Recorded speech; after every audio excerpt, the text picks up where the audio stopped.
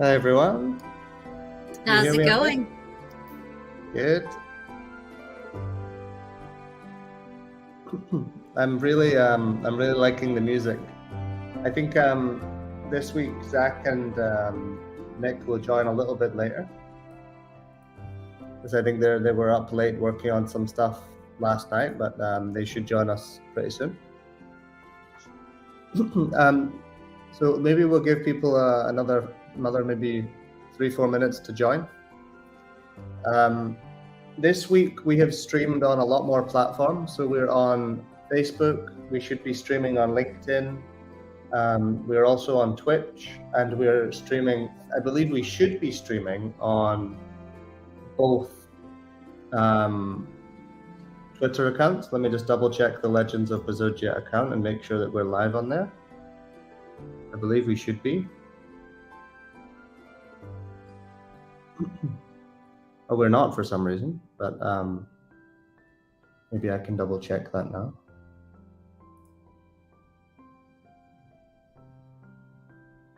Let me double check. You might can just add it in. Yeah, no, I think it should be there. I think it's there. Okay, we can only do one Twitter at a time. Okay, so we had planned to do both, but I think we can just retweet the stream from the Legend of Bezogia account. Okay. Because we're not able to link both at the same time. Okay, but I mean, we are on Facebook this week as well. We're on LinkedIn, we're on YouTube, Twitch, and Twitter. So much more platforms than before. Okay, Zach and Nick are coming. Let me just get down the link. Okay, but to give everyone an overview of what we're going to do this week, there's been a lot of questions in the groups. There's, I think, a bit of confusion around the white paper, and so what we're going to do, I think probably last is go through the white paper. We'll give we'll probably, number one, first I'm going to go through staking, because I think that's kind of the most important thing for Bezogia holders within the white paper itself. Then we'll go over game updates, community updates, and marketing. And then we'll go into more of a deep dive into the white paper. So for those that don't want to go into the deep dive, feel free to leave after the first, just the update section. But then we'll go into a bit more of a deep dive. Me and Benji will go into some of these equations that are in the white paper. Yes. Mostly Benji, I would say, but I mean, I'll give an overview of each section, and Benji will explain how the equations work to a certain extent, and what the simulations that we have in there mean. And yeah, I think we'll get started from there. But maybe we should go through the game updates first. Okay, yeah, sure. Everyone likes to see every week, so maybe we should. Do you want to go through the PDF first, Benji, or you want to go through? Yeah, we can go through the PDF. I mean, like we have already kind of a few updates. Like we've added the new map into the alpha. Okay, so with the new shader, the new islands and stuff. I mean, we've already shown you some of this map. Can you change the pages of the slides, Benji, yourself? I'm on my phone to have a better connection, so I'm not sure if I can change it from here. Okay, I can change them for you. Just let me know. I'll tell you for this.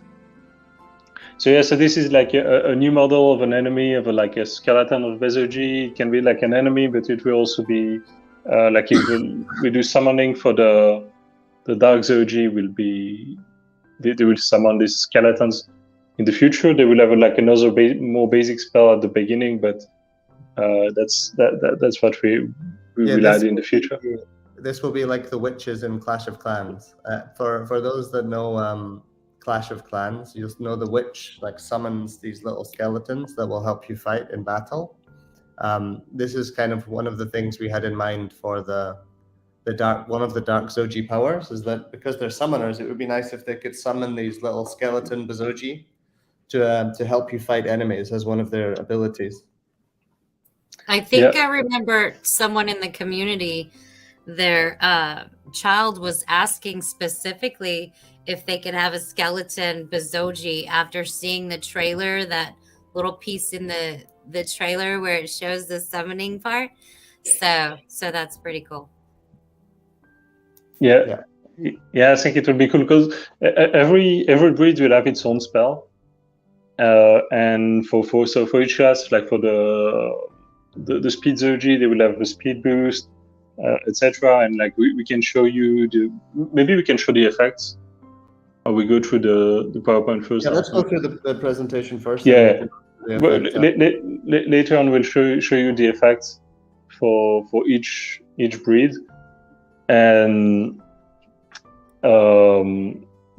So yeah, this is like a new model for Donald Dump. So we've already shown you the 3D concept art, or the 2D concept art, but this is like the 3D model, and so we'll integrate it soon into the game.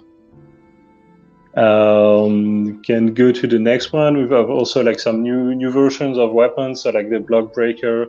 We already had some model of this weapon, but we made some new ones. And this is, can go to the next one, a Rhino Hammer, kind of like a Zogian style weapon. I really like this one. You can see you can't see the detail on here, but it's actually like the two faces of a rhino with the big horns. You can see the sort of the eyes here. It's a pretty cool weapon. I wouldn't want to get hit by one of those, the Rhino Hammer in the face for sure. No, it's a really cool weapon. We have the new axe. That's really nice, also a Zogian style weapon, and it looks pretty brutal. So squared off edge looks like that would hurt to go. I mean, a regular axe, it would hurt, of course, but this, the square edge on it looks like it would just get stuck in you and rip you apart. It doesn't look very nice. Yeah. Actually, it also has teeth on it, like horns and teeth. Yeah. So this is like the shrine. So basically on the map, what we'll have, I mean, we've already tested this feature before, but it's there will be places where you can get a boost of a different attributes corresponding to each breed of Bezogia. So for instance, this is the Holy Zogian shrine. So when you go nearby, you can activate it and you will receive a boost of healing. So you will heal faster, and you will get it will act as a healing fountain too. So we'll have different types for different breeds. So the next one is a mean Zogian one. So it will boost your golden attributes, which will boost a little bit of all the attributes and increase your luck in the game. And for the critical damage, etc. So this is a shield Zogian shrine. So it will boost your armor, and all these shrines basically for those who have tested the anniversary build for Bezogia anniversary, there was the moonshine, and it kind of acts like this. So you get a boost for 20 seconds. And yes, so it makes the map more interesting. It will also be points of interest on the map that will appear on the map, on the mini map, and that you will also be able to travel to these places from the map. So this is pretty cool. There will be a lot more models that will be shown in the next few days on Discord. So keep checking keep checking the Discord, the Twitter, etc. We'll share a lot more in the next few days. Yeah, there's one missing as well. There's actually I was just looking in Discord because I know there was also I know for a fact there was also a Dark Zogian Shrine. Oh yeah, the Dark Zogian Shrine, yeah. But I'm looking at Discord and I can't find it. Actually, I can find it. I've just found it. Yeah, no, it looks very good. It's just Samuel said that he might update the model, so I didn't show this one, but it looks. I think it looks nice. Oh, the Dark Zogian one is really nice. Maybe I can show it. Just very quickly. Actually, I can't find it. I found it, but I can't get it. I need a PDF to be able to share it properly on here, and I don't have a PDF. Okay, we can show that next week. I think it's okay. Even especially if there's an updated model. But the shrines look really good. The Dark Zogian one actually looks the nicest. That's why there's no Dark Zogian one here.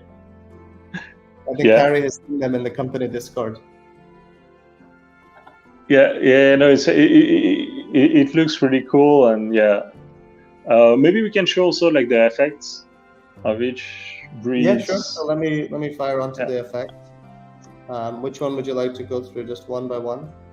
Yeah, just one by one. I think we could go. Okay, let me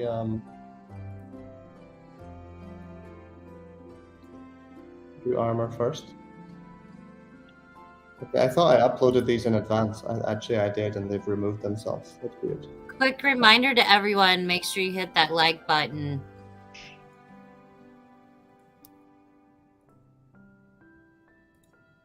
Here we are. This is the...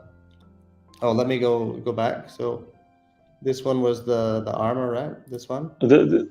People have seen this one already on the...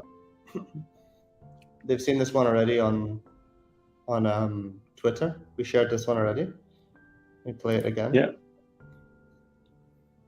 So this is sort of the ability that the Shield Zogi has, and so when you use this, it'll basically protect you, give you more armor as you're playing the game for a temporary amount of time.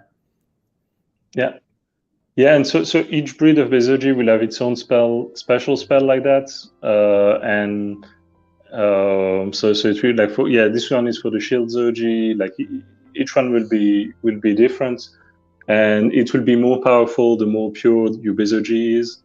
So like a purebred will have a stronger spell, like a similar spell but with a stronger power. Yeah. And Zerg Zogian. Bloodlust. I believe this is. Bloodlust. Yeah. And also in this is like the first batch of spells, but like there will be in the future there will be an evolution of it. So when you go further in level into the game, you will unlock different spells for each, depending on your breed. This one is playing a little bit fast for some reason. The animation is a bit fast, but yeah. It will be a bit slower than that when it's actually in the game. This is sort of inhaling some gas. Yeah, the free Zogian. Yeah, let me get the next one. Health boost. Yeah, the Holy Zogian. The Holy Zogian one is really cool. Yeah, because it's an area healing, right? So. Yeah, exactly. I like that. It's nice. With the anks flying in the sky as well. I believe they're anks anyway. Yeah, they are anks. So if that's how you pronounce that word. ANKH. I think it's pronounced ank. Okay. Let me get the last one that we share today, which is the Sonic. Also, bear in mind these may change as well, but these are just first drafts, at least for beta, of how these animations will look. Oh, you get to see how the Bezogia is looking with a shield on his back, holding a weapon as well. Yeah, it's a bit hard to see, but yeah, there is a shield on his back, and he is holding a longsword when he's running. Yeah, yeah. So seen yet. We forget that we've seen these things and no one else has them. Yeah, for sure, for sure. I believe there's one weapon we have as a video that we can share as well. I think it's bow and arrow.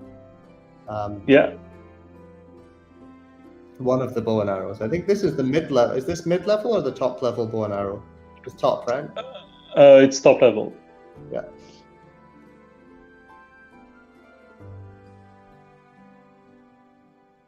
So because it's a bit small, you can't really tell on the video, but I know it's showing the different colors actually, right? Or it's just showing the glow. You can see it actually glowing there. Yeah. Yeah, with the breathing there. For this one, I think the golden and the yellow are going to look really good. Yeah, red. Yeah. I've seen it in like with different colors, and it's true. Like the golden and yellow, in my opinion, they look the best. Yeah. I mean that for sure. Okay.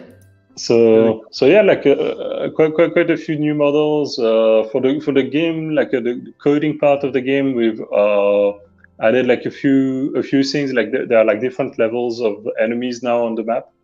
So depending on which area you are in, you will see different like harder enemies.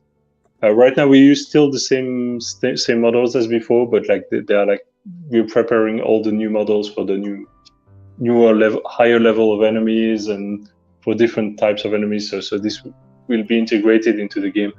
But like we already have the system to make them like harder. Depending on the place, they will have also different breeds. So if you go to like the Bezogia island in the game, you will have like enemies with like a higher attack, and they will be stronger, etc. So it will be more difficult. But if you stay around bullish, you're usually more safe because the enemies have a lower level. So that makes the exploration a bit more challenging and more interesting because higher level of enemies will have more blocks. So that also makes it a bit more interesting. Mm-hmm. We've also improved the way the collisions work for like the attacks. So sometimes there was some inconsistency when you were attacking an enemy, especially with the hard fork. That was due to the physics not registering all the events if there was like the frame rate was not high enough in some situations. I mean the physics frame rate. So now this is fixed. It works much better. So it's very consistent, and I think we fixed that issue. We've also this before the physics frame rate is usually a lot lower than the.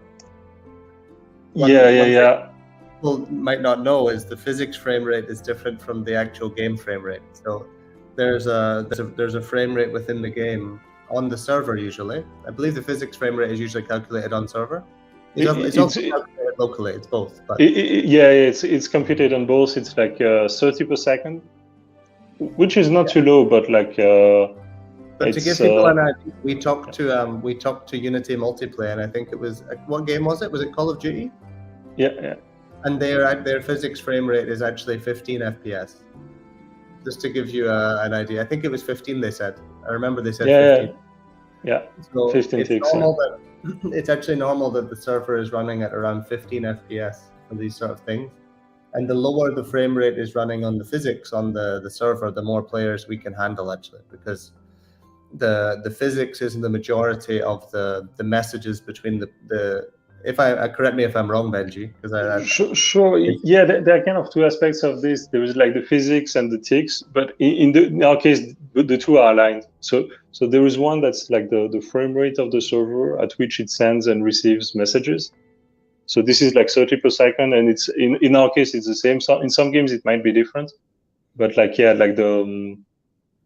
have basically like the frame rate that you will see in the game will be 200 frames per second or 100 frames per second, and if you have a good PC, but like the physics itself will not be computed at each frame because otherwise it would just be kind of a waste because it's not super useful. And since it's computed at the same time on the server, it would be that's on the server. Since we don't need rendering, it just basically running at the physics frame rate. Yeah, and this means that you can actually send less messages per second. If you imagine going up from 15 to 30 FPS on the physics on the server, it basically would sort of half the amount of players that we could have. I mean, because we're having to send double the amount of messages per second in order to go up to 30. So sure. We will be doing some testing with that later as well on what will allow us to have the most players. But I mean, theoretically, if we can handle 200 players, let's say, or 100 players on 30, theoretically, just based on maths, I mean, we should be able to handle double that if we were to half the frame rate. So we may find this is the sort of things that we'll look into during beta and test and work out what frame rate is actually required. Because from a player, you won't actually notice it at all. So we'll try to choose the lowest frame rate on the server to handle the most players. That will allow the players to have exactly the same experience, basically, or maybe 99% of the experience that they would have with 30 FPS. Sure. Because bringing more players in will probably improve the experience more than increasing the FPS by 5. It should be it'd be more fun to have more players in there. For sure. Yeah, so I think that that's something we can tweak, and having a better physics for the attacks and stuff makes it more. I mean, we have more freedom to adjust this frame rate, and also it will just make the game more fun to play because it's more consistent, and things make a lot more sense when you play it. In the last update we've also added like the Discord status integration, like so it's like when you're playing the game, you can like people on Discord can see that you're playing the game Legends of Bezogia. It shows that some text, maybe later we'll change the text. Now it's saying that you're killing some ships in Bezogia, but we'll probably have like a few random texts that can come up and so that's pretty cool for marketing. I actually saw it the other day. I opened up Discord and then I saw a few people in my friends list. It said playing Legends of Bezogia. It was you, Benji, that I saw first because you're at the top there. It said Benji is playing Legends of Bezogia. It was great. Yeah, I think that's cool, and that's kind of something we want to keep doing. This kind of integration, because it's like I mean, it's cool for the community because people can hear about it more easily. If they see someone else is playing the game, etc. So I think it's pretty cool, small feature to have. We've added like It was a nice feeling when I saw it there. Yeah, it makes it look like looks cool and like a thing, but it's just one of those things. It's like a psychological thing in your head. It's nice. And also from a marketing perspective, it's really good because, pardon me, when you when you log into Discord, if you start seeing your friends playing Legends of Bezogia, you'll think, "Oh, what's that? I might go check it out." So it might seem like a small thing, but it's just automatic. So if people download Legends of Bezogia and start playing it, and they happen to have Discord open, which most people tend to do because it opens automatically when you start up your computer for most people. It will just show, and it'll just say that like Steve is playing Legends of Bezogia, Benji is playing it. We may also add in some more integrations, like more detail on exactly what you're doing. It might say, I think it would be even more fun if you're like fighting like a ship, like a swole doge or something, and it says that battling a swole doge in the neutral zone or something like that. For sure. This we can definitely do it. Already shows the which map, but like later we can show like what enemy you are fighting or what you are doing actually in the game. So and like also we have like added the ambience sounds in the game. Like some AD made some really cool ambience noises, like for the sea and for this type of environment things in the game, and it makes it feel more alive. Have people noticed the sound in the background today? We have the Bezogia soundtrack in the background. Yes. People were talking about how just soothing and putting their kids to sleep, so that's fine. Let the kiddos go to sleep. Yeah, this is a good one. Maybe I should switch to like Bezogia for when we go into the white paper. Maybe. But yeah, we can maybe do some. Maybe I can quickly upload another one of the tracks before we go into the tech stuff. I think maybe Bezogia will be more appropriate for that. Sure. Okay, Benji, did you have anything else to? Yeah, so I mean, that's mostly it. I think like right now the concept art team, like from what you've seen, like the models that they've like the 2D team has more or less finished the first batch of stuff we need. So like the 3D team will have to make models for a while from what they've done. Anyway, so soon they will start making some 2D art for the for when you start the game, for kind of the onboarding. There would be like there would be like a short storyline at the start of the game where you'll see like some cool images and a story that is narrated with a voice and text and stuff, and so that will be then that next task for the most part, and they will keep like pushing out some concept arts too, but yeah. Okay. Anything else to add, Benji? I think that's it for the development updates. Okay. So let me go into. Thank you for that, Benji. Let me go into the staking overview, because I know a lot of people have been waiting for this, and seeing as on the East Coast it might be a little bit late for some, I think we should cover that first before we go into the sort of the marketing and community updates. So let me bring that up now. Okay, let me switch to the correct view. Okay, there we go. So I wanted to give there's been a lot of questions from the community about how does staking bring value to the Bezogia token, and why did we create the MBLK token rather than just using Bezogia in the game? And I figured the other question actually is, originally we said we were going to have a liquidity pair with Bezogia and MBLK. I've put together a quick sort of presentation to show you guys why staking is sort of a better solution to pegging the price to Bezogia to a certain extent. Why it's essentially the same in terms of price, but it sort of fixes a few problems and potential risks. With people selling MBLK, it would also sort of reduce the price of Bezogia. So let me go through the staking and how it works. I know a lot of people were a bit confused about this. So the total supply of MBLK is 3 billion, and 10% of that is to be rewarded to Bezogia holders through the staking platform over 3 years. So this means 3.33% of the supply every year, and this is 300 million MBLK in total over 3 years. The expected listing price, I guess this is also why people might have been a little bit confused, because people didn't know the price that MBLK might list at. So I think knowing the price per MBLK kind of gives people a bit more of an idea of how much rewards that actually is.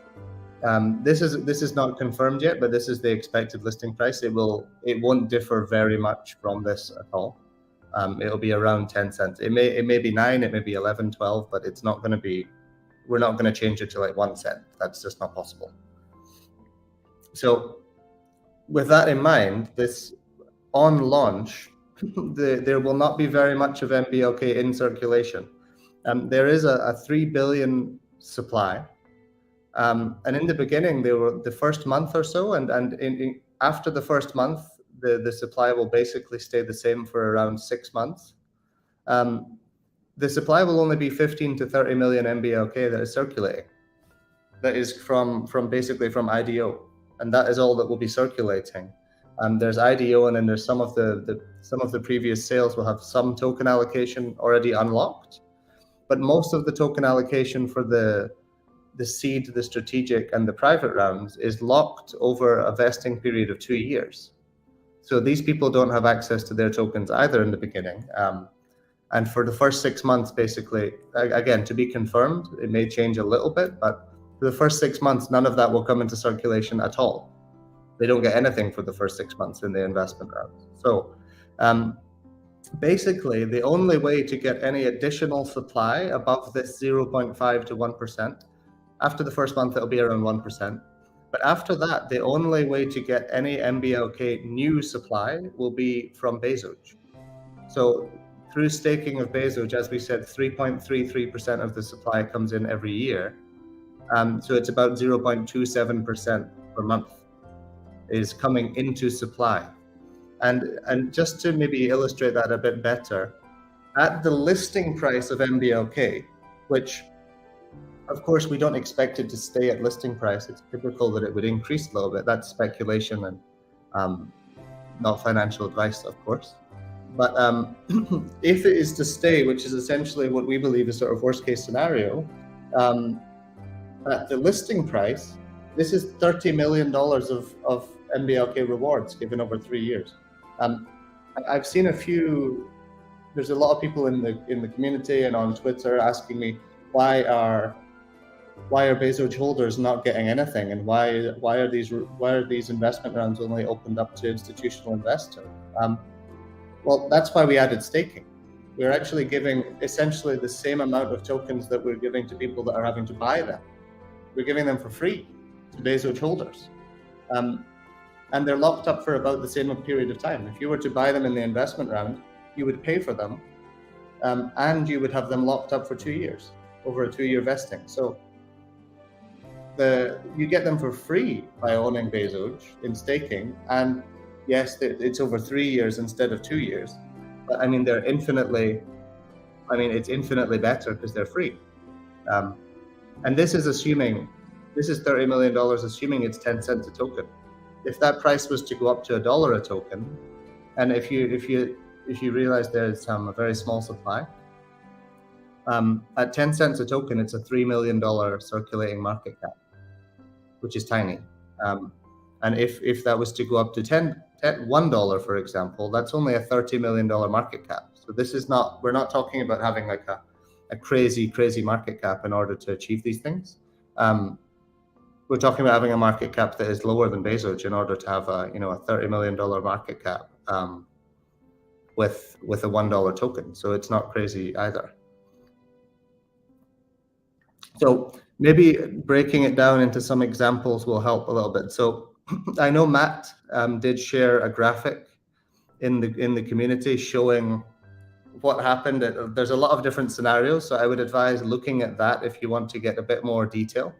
But I'm going to go through 3 or 4 very simple examples just to show how the staking and how MBLK increasing in price actually brings more value to the Bezogia token itself, and it sort of should theoretically increase in value. Not necessarily the price will increase, but it will increase in value. So let me explain. So in this example, we have a $40 million Bezogia market cap, which is around what it is right now. And we have the listing price of the block, which is 10 cents. So if we assume 50% of the Bezogia circulating supply is staked, that is about $20 million. Based on the listing price of MBLK, the annual rewards, which is a third of the 30 million, is 10 million. And so this is 35% APY. The reason it's 35 and it's not 50%, I know a lot of you will see it's 10 million versus 20, is that the 1 year staking gets 70% of all the rewards. So it's 70% of the 50%. So that's why it's 35%. I hope that makes sense. So in this case, you already have a 35% APY. I mean, if you're to look on something like Curve Finance or some of these other big staking platforms, I believe the top APY right now is like 3%. So the APY is very high in this case. So let me then go into the next example of what happens if MBLK goes up in price, Bezoj stays the same. So this is the kind of the question that the community have. They say, okay, MBLK goes up in price. What happens to Bezoj? Everyone's buying blocks. Why would they buy Bezoj? So in this case, you have Bezoj cap stays the same, block goes up a 10x, up to the $1 a block, which is $30 million market cap based on the starting supply. Again, we still just have 50% of Bezoj supply staked, which is $20 million. But now the MBLK rewards have gone up 10 times in value, so they're now $100 million. So if you can assume here you have $100 million versus the 20 million, this makes it 350% APY. So at this point, yes, the Bezoj price of the token hasn't increased yet, but the value per Bezoj token is significantly higher because by owning Bezoj, you're able to get a 350% APY through staking it. So just let's say in this example, let me say I had staked $100,000 of Bezoj. If we go back here in a year, I would have received $35,000 of MBLK rewards. Whereas now, because MBLK has gone up in price, I'm now receiving $350,000 of Bezoj rewards. Okay, so in this case, in a typical sort of market situation, again, this is not financial advice, and but just as an example, in this case, because the MBLK has gone up in value, therefore the amount of earnings you get from owning a Bezoj token is higher in the staking, and so people should, in theory, be driven to buy the Bezoj token and bring the APY back down. And then in this case, there's basically three ways that the APY is calculated. It's calculated based on the amount of Bezoj staked. The more Bezoj that is staked, the lower the APY will be. So this case, we've done 50% of the Bezoj supply, which is very high. So this is almost assuming sort of the maximum that would be staked. I think 50% is a lot. So if this was to go down, there's an example after this, the amount that is staked. In fact, the APY actually goes up. So I know a lot of people have that question, what if 50% is not staked? If 50% is not staked, it's actually better for the staking platform in terms of the APY for the holders. So in this case, we then look at, because the MBLK has gone up in value, therefore there's more value in the Bezoj token itself.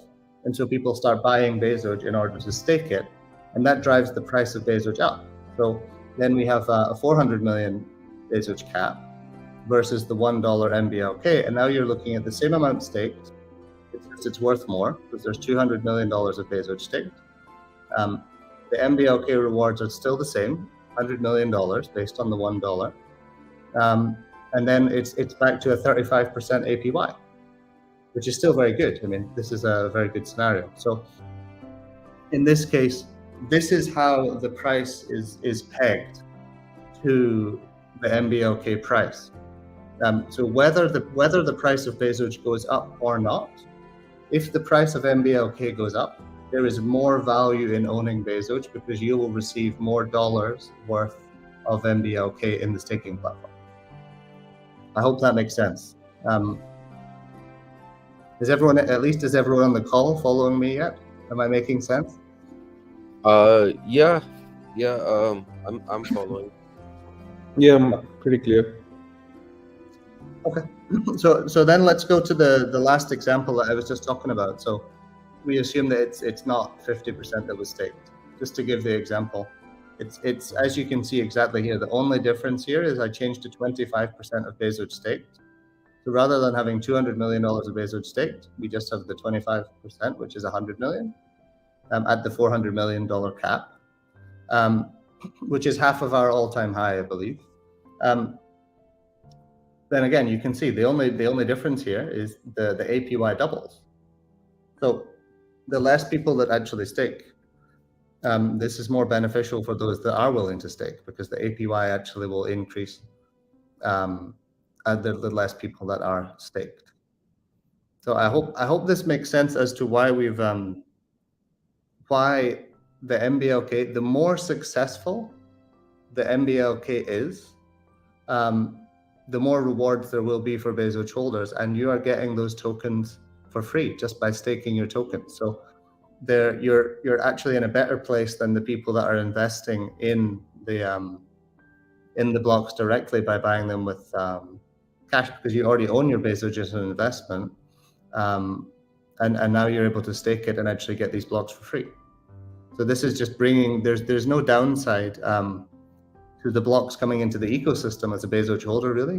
There's only really upside. I mean, you're getting the token for free, and basically it's bringing value to your extra value to the Bezoge token. So yeah, this is the questions that we had. So why staking instead of a Uniswap pair? This is the reason why. This is the main reason why. We can still achieve the same sort of price benefit by staking, because as the staking rewards increase in value, the value of Bezoge theoretically increases. It's not as direct as just every time someone buys blocks, the price of Bezoge goes up. But over a long term, it should be the same. Because if you're getting 350% APY on Bezoge, it's not going to stay at 350% for long. People are going to buy a lot of Bezoge to bring the price of Bezoge up and balance the APY back out. That's just how it works. Typically, and because it's such a small market cap, it's the block. It's such a small market cap. It's quite easy to keep a more stable price.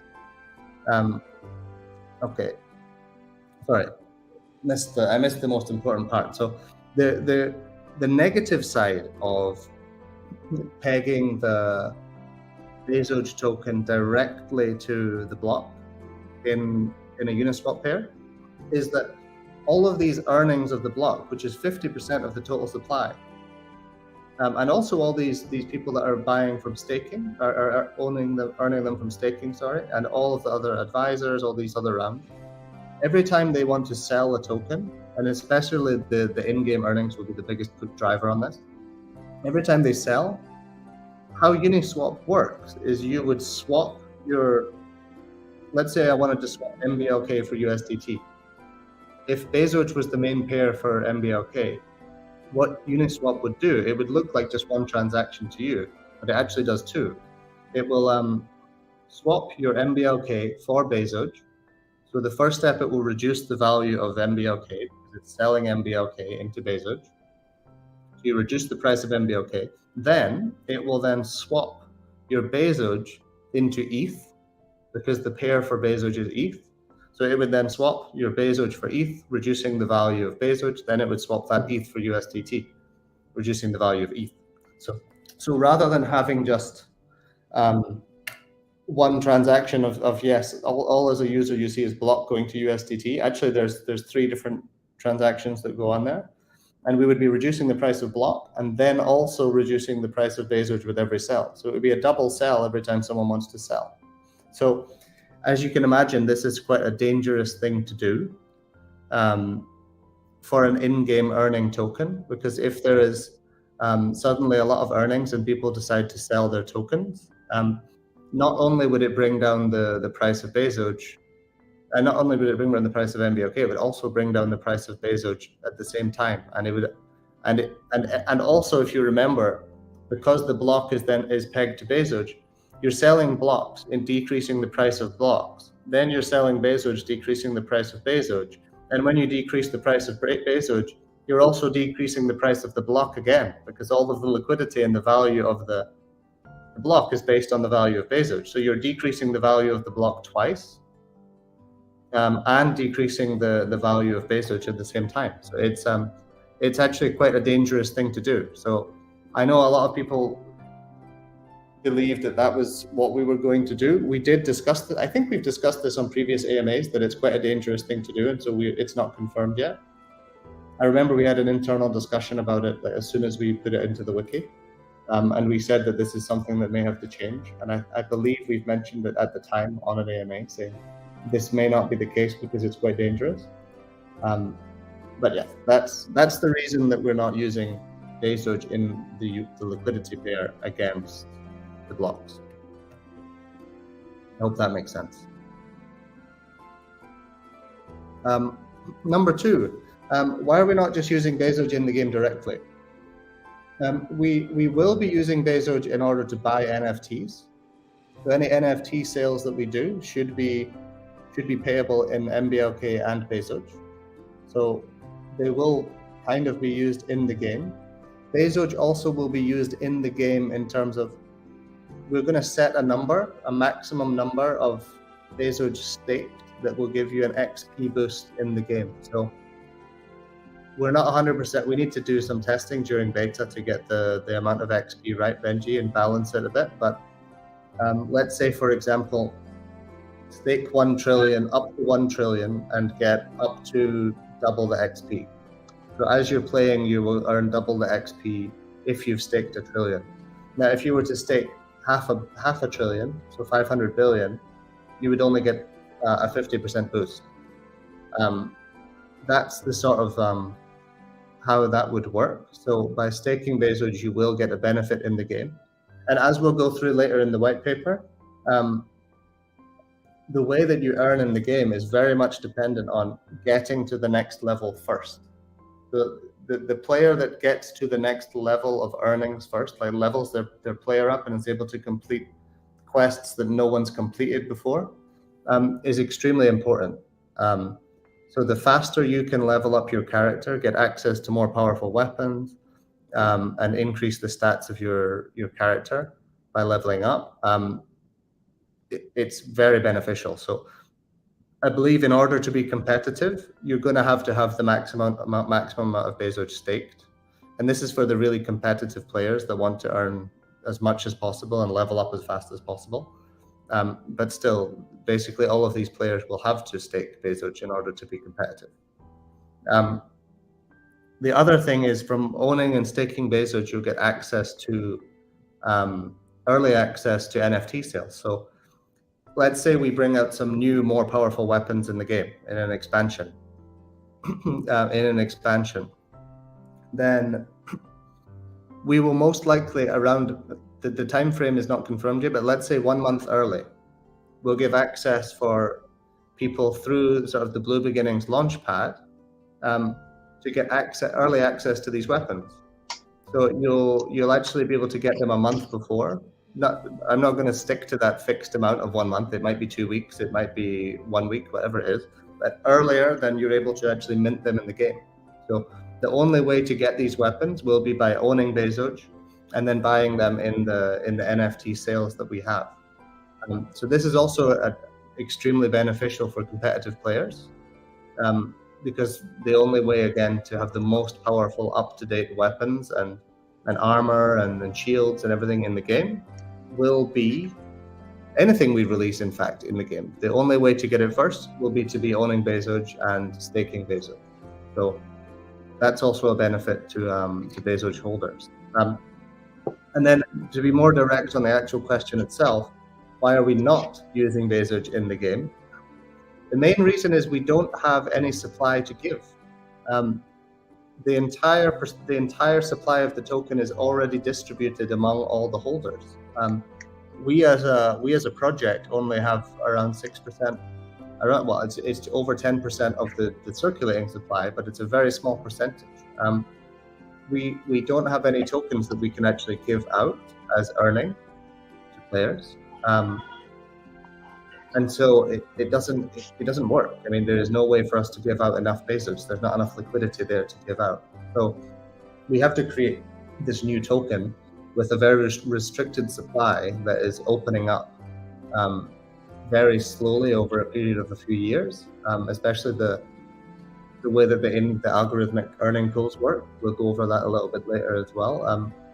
It's distributed very slowly, and it's a huge percentage of the supply. I mean, it's half of the supply of blocks that we're giving out to players of the game. So we don't have that percentage of Bezogia at all, so it's impossible for us to do, essentially. That's why we're not directly giving Bezogia's earnings in the game. Okay, let me... So why would someone buy Bezogia instead of MBLK? I mean, this is what we went over at the start of this overview of staking, is if you want to invest in the entire ecosystem of the game, owning Bezogia is the best place to be, because not only will you get rewards from current games, you'll also get the XP boosts. You'll also get early access to these NFTs, and in future, which we plan to do, I believe I said this in the group, and people started retweeting it and going crazy, in a good way, positive crazy. I said, as an internal goal, we've always said, me, Nick, and Zach, for I think around the last 9-10 months, the internal mission is to become the Blizzard of the crypto gaming world. And that is definitely our vision. Legends of Bezogia is not the only game that we want to launch here. We do plan to launch future titles as well. But of course, the entire focus of the company right now is on Legends of Bezogia and to make that a success. But after Legends of Bezogia, we will be expanding the team and working on more titles as a company as well. So all of the future titles, any games that we bring out, a lot of them will probably also be based on the Legends of Bezogia world. You know, we may have some card games, we may have other themes of games, maybe some FPS, but all linked into the same world. I think that's certainly the goal. So basically, any future ecosystem tokens, for example, let's say there's a new token for the new game, that would also be added into the staking reward. There are several things that we would be able to do like that. So owning Bezogia will get you access to the staking rewards of every game that we launch in future, as well as Legends of Bezogia. It will get you early access to all these NFTs in order to be competitive in the game. It will get you XP boosts in the game. You'll also be able to use it to pay for the NFTs in all of these NFT sales. So there's a lot of utility and use cases. I'm sure I've missed some things about Bezogia as well. We can go over it when you're on the white paper. But on top of that, well, it's actually not on top, it's included. So that's why I just said the staking rewards. So, I mean, you actually get MBLK by owning Bezogia. So that's another reason that you would own Bezogia itself. You're going to start, your investment is going to accumulate over time, because not only are you getting a Bezogia token, you're also getting MBLK at the same time. You get early access to those NFTs that you can resell for higher value because they're so scarce. No one can get them but you. And then, of course, the future ecosystem thing as well. I hope that makes sense. Oh, and also, the reason that Bezogia people would buy it is in order to stake. If there's another reason you would buy it is if the APY is so high, let's say it was at the 350% that we just showed, that should drive a lot of demand in order to buy, just in order to stake, because the APY is so high.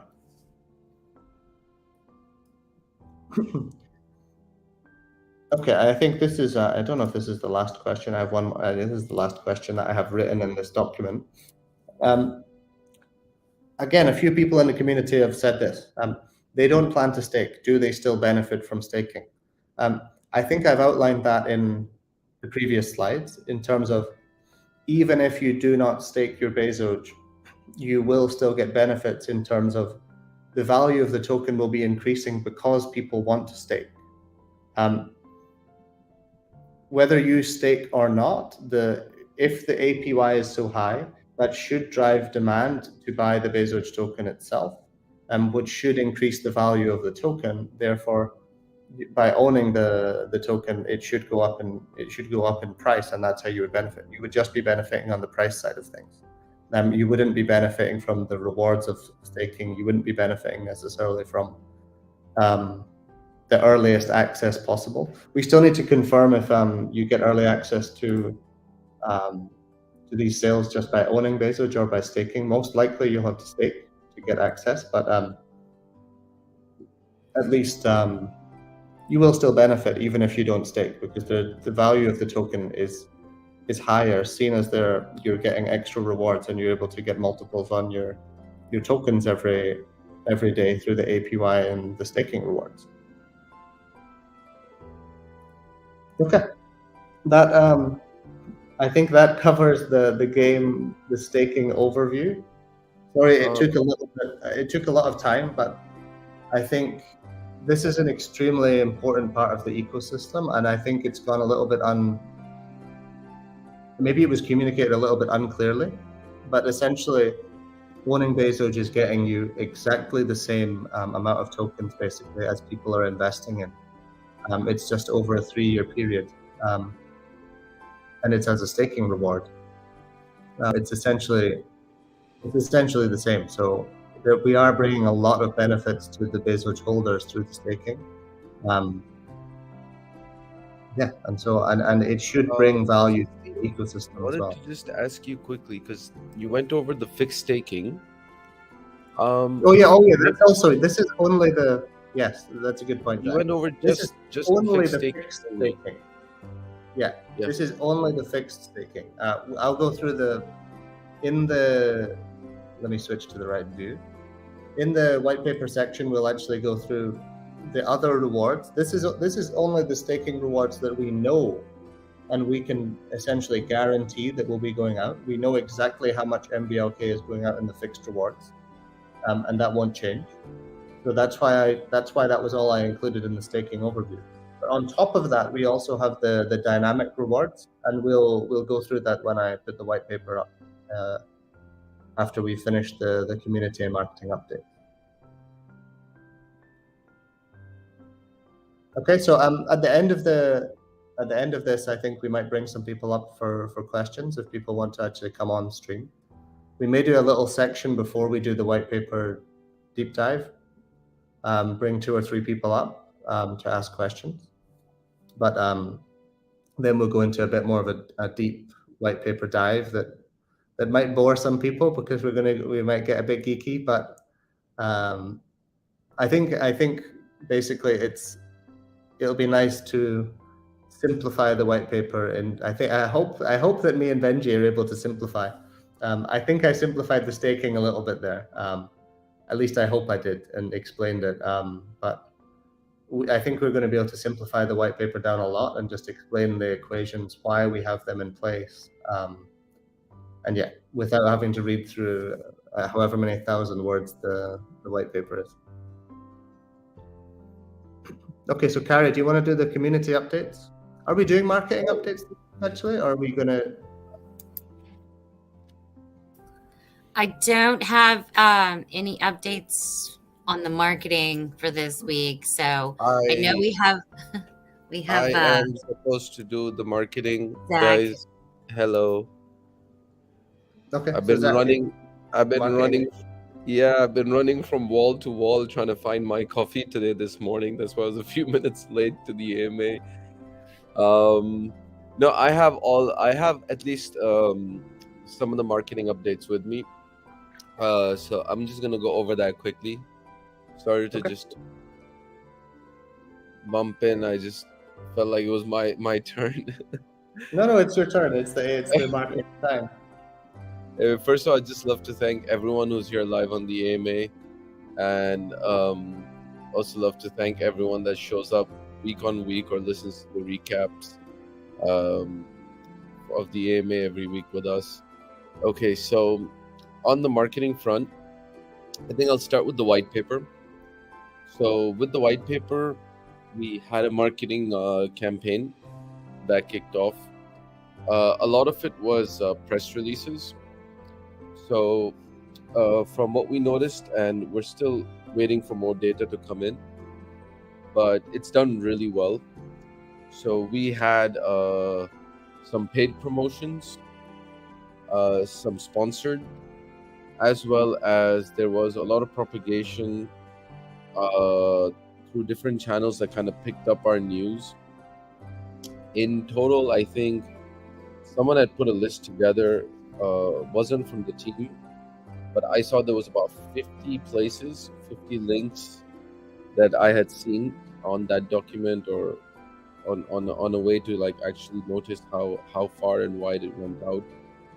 So that was really good. Shows that we've been able to activate very quickly in a very short period of time and be able to actually get a lot of posts out across the internet. And I think that's also been you can give credit to how the frame of the whole marketing team now is designed, as well as how our backend has been running. So for the first time, I think we were able to propagate so well. Back in the day, if we had any kind of press releases, sure, we'd get to a few really good platforms like Cointelegraph or Bitcoin.com. But this time around, we propagated to Market Insider, TechCrunch, or TechBullion. There's also a couple of other platforms. So I think it spread out well. What I also noticed on that angle was a lot of channels, because the PR had gone across the range so much, a lot of channels that like to pick up on crypto kind of news and PR also picked us up. So I noticed a lot of Twitter channels that posted about us, and I've also noticed that it's become also news. Like I saw a couple of those channels even mention that the big highlights of Monday, July 11th, and then they mentioned that Bezogia is having its AMA. So this is kind of good that the exposure that we're getting from these people. So these are not people that we pay or we ask for sponsors, or we ask them or we sponsor them. These are just data research hubs, and because we're propagating news so far and so wide, that they've started picking us up and they've been starting to include us in their news. So that's actually a very positive thing for the marketing. Moving on from the white paper, we have the beta launch event. So the landing page and the sign up pages of the beta launch event. Steve, if you want to kind of like talk about how far that's progressed or how that's expected. We also have the pre-event marketing and the planning of the actual event. So that's going to be two different things. Apart from the landing page and the signups, we're also planning a pre-event marketing, as well as on the actual event, we're planning to have like, a little bit of a launch kind of, create a bit of a buzz around the launch as well of beta. That would include like the promotion of the in-game assets, the breeds, and of course the memes, because everyone loves the memes as well. What else do we have in marketing? The email marketing has kicked off. The email marketing has started with the sign up on the website now active, right? The team has also started working on all the future plans on how we're going to be promoting. So we're starting to work not only on the beta launch and the beta pre-event, but we've also started working on ideas that are putting together for after beta. So we actually have a lot of future planning that's now taking place in the team. And one thing that I would also personally like to mention is seeing how the white paper came out. I noticed that there's a lot of community members that read it that were very impressed. I saw that there was a segment done on YouTube, as well as I saw many people that read it, that liked it, started mentioning it on Twitter. And this is something I really generally wanted to encourage as well, because we, the community, are also the biggest marketing tool. And this is something that we should all realize, that when generally everyone's putting out positive news from their social handles, it brings a lot of attention to the project. In reverse, obviously, when let's say there's a lot of people who ask questions in like, let's say, critical ways, and we're able to answer them, that brings a lot of attention to the project as well. So I would encourage you guys to keep on posting what you like about the project, posting what you would believe simplifies what other people are asking. And I would also encourage people to ask questions. Sorry to cut you off there. I just wanted to make a point on top of what you said. It's even I've been enjoying the sort of the critical comments that people are making, even on Twitter. The discussion that has been there. Even I've been taking part of it and responding to people and trying to explain things to people on Twitter. So it's we don't necessarily see any of these critical comments as negative. It's more, I mean, at least for me anyway, I'm kind of enjoying explaining it to people. So it gives us a lot of content to talk about on Twitter, and it also shows us the parts of the white paper that maybe weren't clear enough.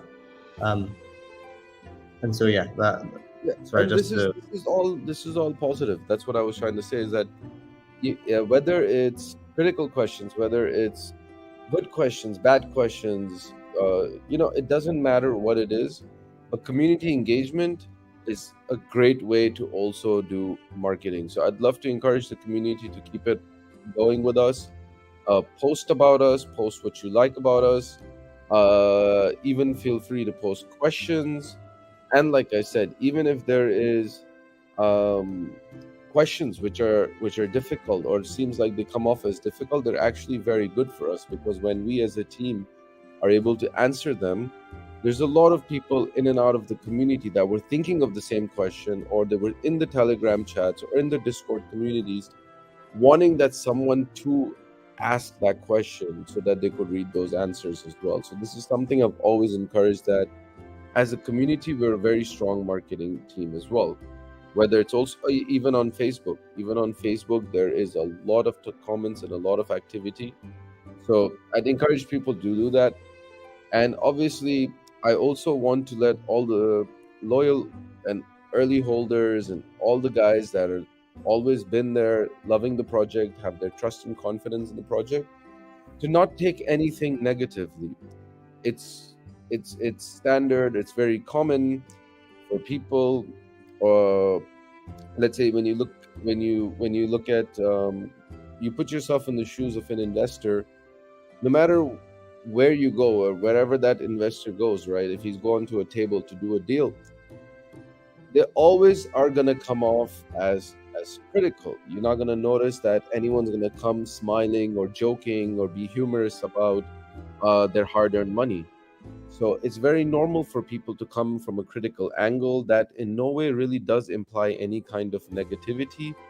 In most cases, it's just their way, their approach, and their want or need for information. So even as a team, we're very open-minded. We'll keep addressing people's questions. But even as a community, we should also encourage inclusion and kind of overlook any kind of feeling that we get from people's approaches. So that was just one last thing I wanted to mention in the marketing. And so that's pretty much about it from the marketing side. You guys are going to keep seeing more and more improvements in the marketing division, and that's for sure.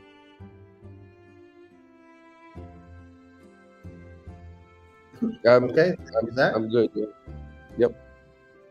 So okay, let's move over to Carrie with the community updates, and then we'll go into we'll maybe bring some people on. I think what I'll do is I'll drop the link to join here directly into the comments, and if people want to join, please click the link and come in, and we'll bring people up for questions. As I know, we've not really been bringing people up for questions in the last few AMAs, and people really wanted to bring that back. So I think we can bring that back. At least, maybe not so many questions, maybe 2 or 3, but at least we can bring some people up and give them a chance to ask their questions. So Carrie, do you want to go with the community? Yes. Okay. So I'll do the Twitter picker here in a second for the Twitter giveaway of the 100 billion tokens. And then I'd like to congratulate Michael Chiola. He won the poker tournament we did on Saturday. So these poker tournaments, they're fun. They make me want to play poker just watching everyone play. But Michael Chiola won that one. And I will share my screen.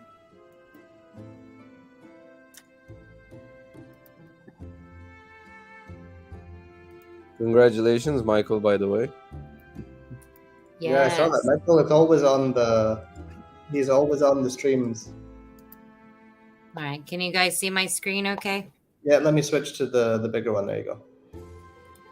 Okay, so I've got the. Michael is always on the. He's always on Benji's streams, not Benji's. Samuel's streams. Oh yes, Michael is very active. He's always in Discord and Telegram. He's been with us from the beginning. I know him and his brother both, so huge supporters. So big congrats! And the last poker tournament, he was up. I think it was like 3 or 4 a.m. his time, because we had done it at 10 p.m. Eastern time.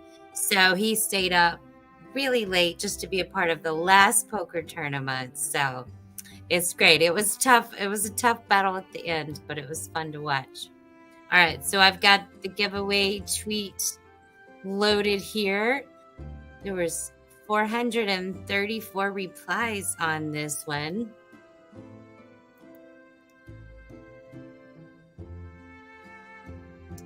So 431 entries qualify.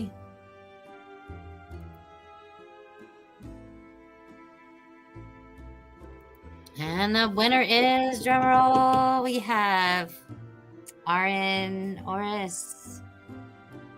So is that at ards_p. So congratulations. Oh, congratulations. Look, Yes, if you can congrats. see that. I would say it's Norris, Mr. Yeah, Norris. I'm like That's a Rn Mr. Norris. Yeah. I was going to say it's almost like the name of my landlord's name. My landlord is Mr. Morris. So Mr. Norris. Yeah, Mr. Norris. All right. Congratulations on the 100 billion. So that's our giveaways. And then, all right, let me come back here. So yeah, there's tons of questions from the community on all platforms here. I know a lot of them hopefully were answered in what you had already done. But do you want me to go ahead and ask some of the questions that I had, or wait until after you do your deeper dive to see if some of those questions get answered? Yeah, I think maybe we could do the deeper dive first, actually, because I think I think we're going to answer most of those questions through the deep dive. But I think we could answer a couple of questions from the community. Yeah, there's some questions that I have that are not. I see a good one in the comments. That's why I say that. Yeah. This one. Yep, I was actually going to bring that one up. So one. Sorry, 1 second. The easy answer to this question is I'm not 100% if we'll do a fiat on-ramp for Bezos directly in the game or not. We certainly would like to. And yeah, the staking process is complicated for non-crypto people. This is something that would be more for the sort of the competitive players.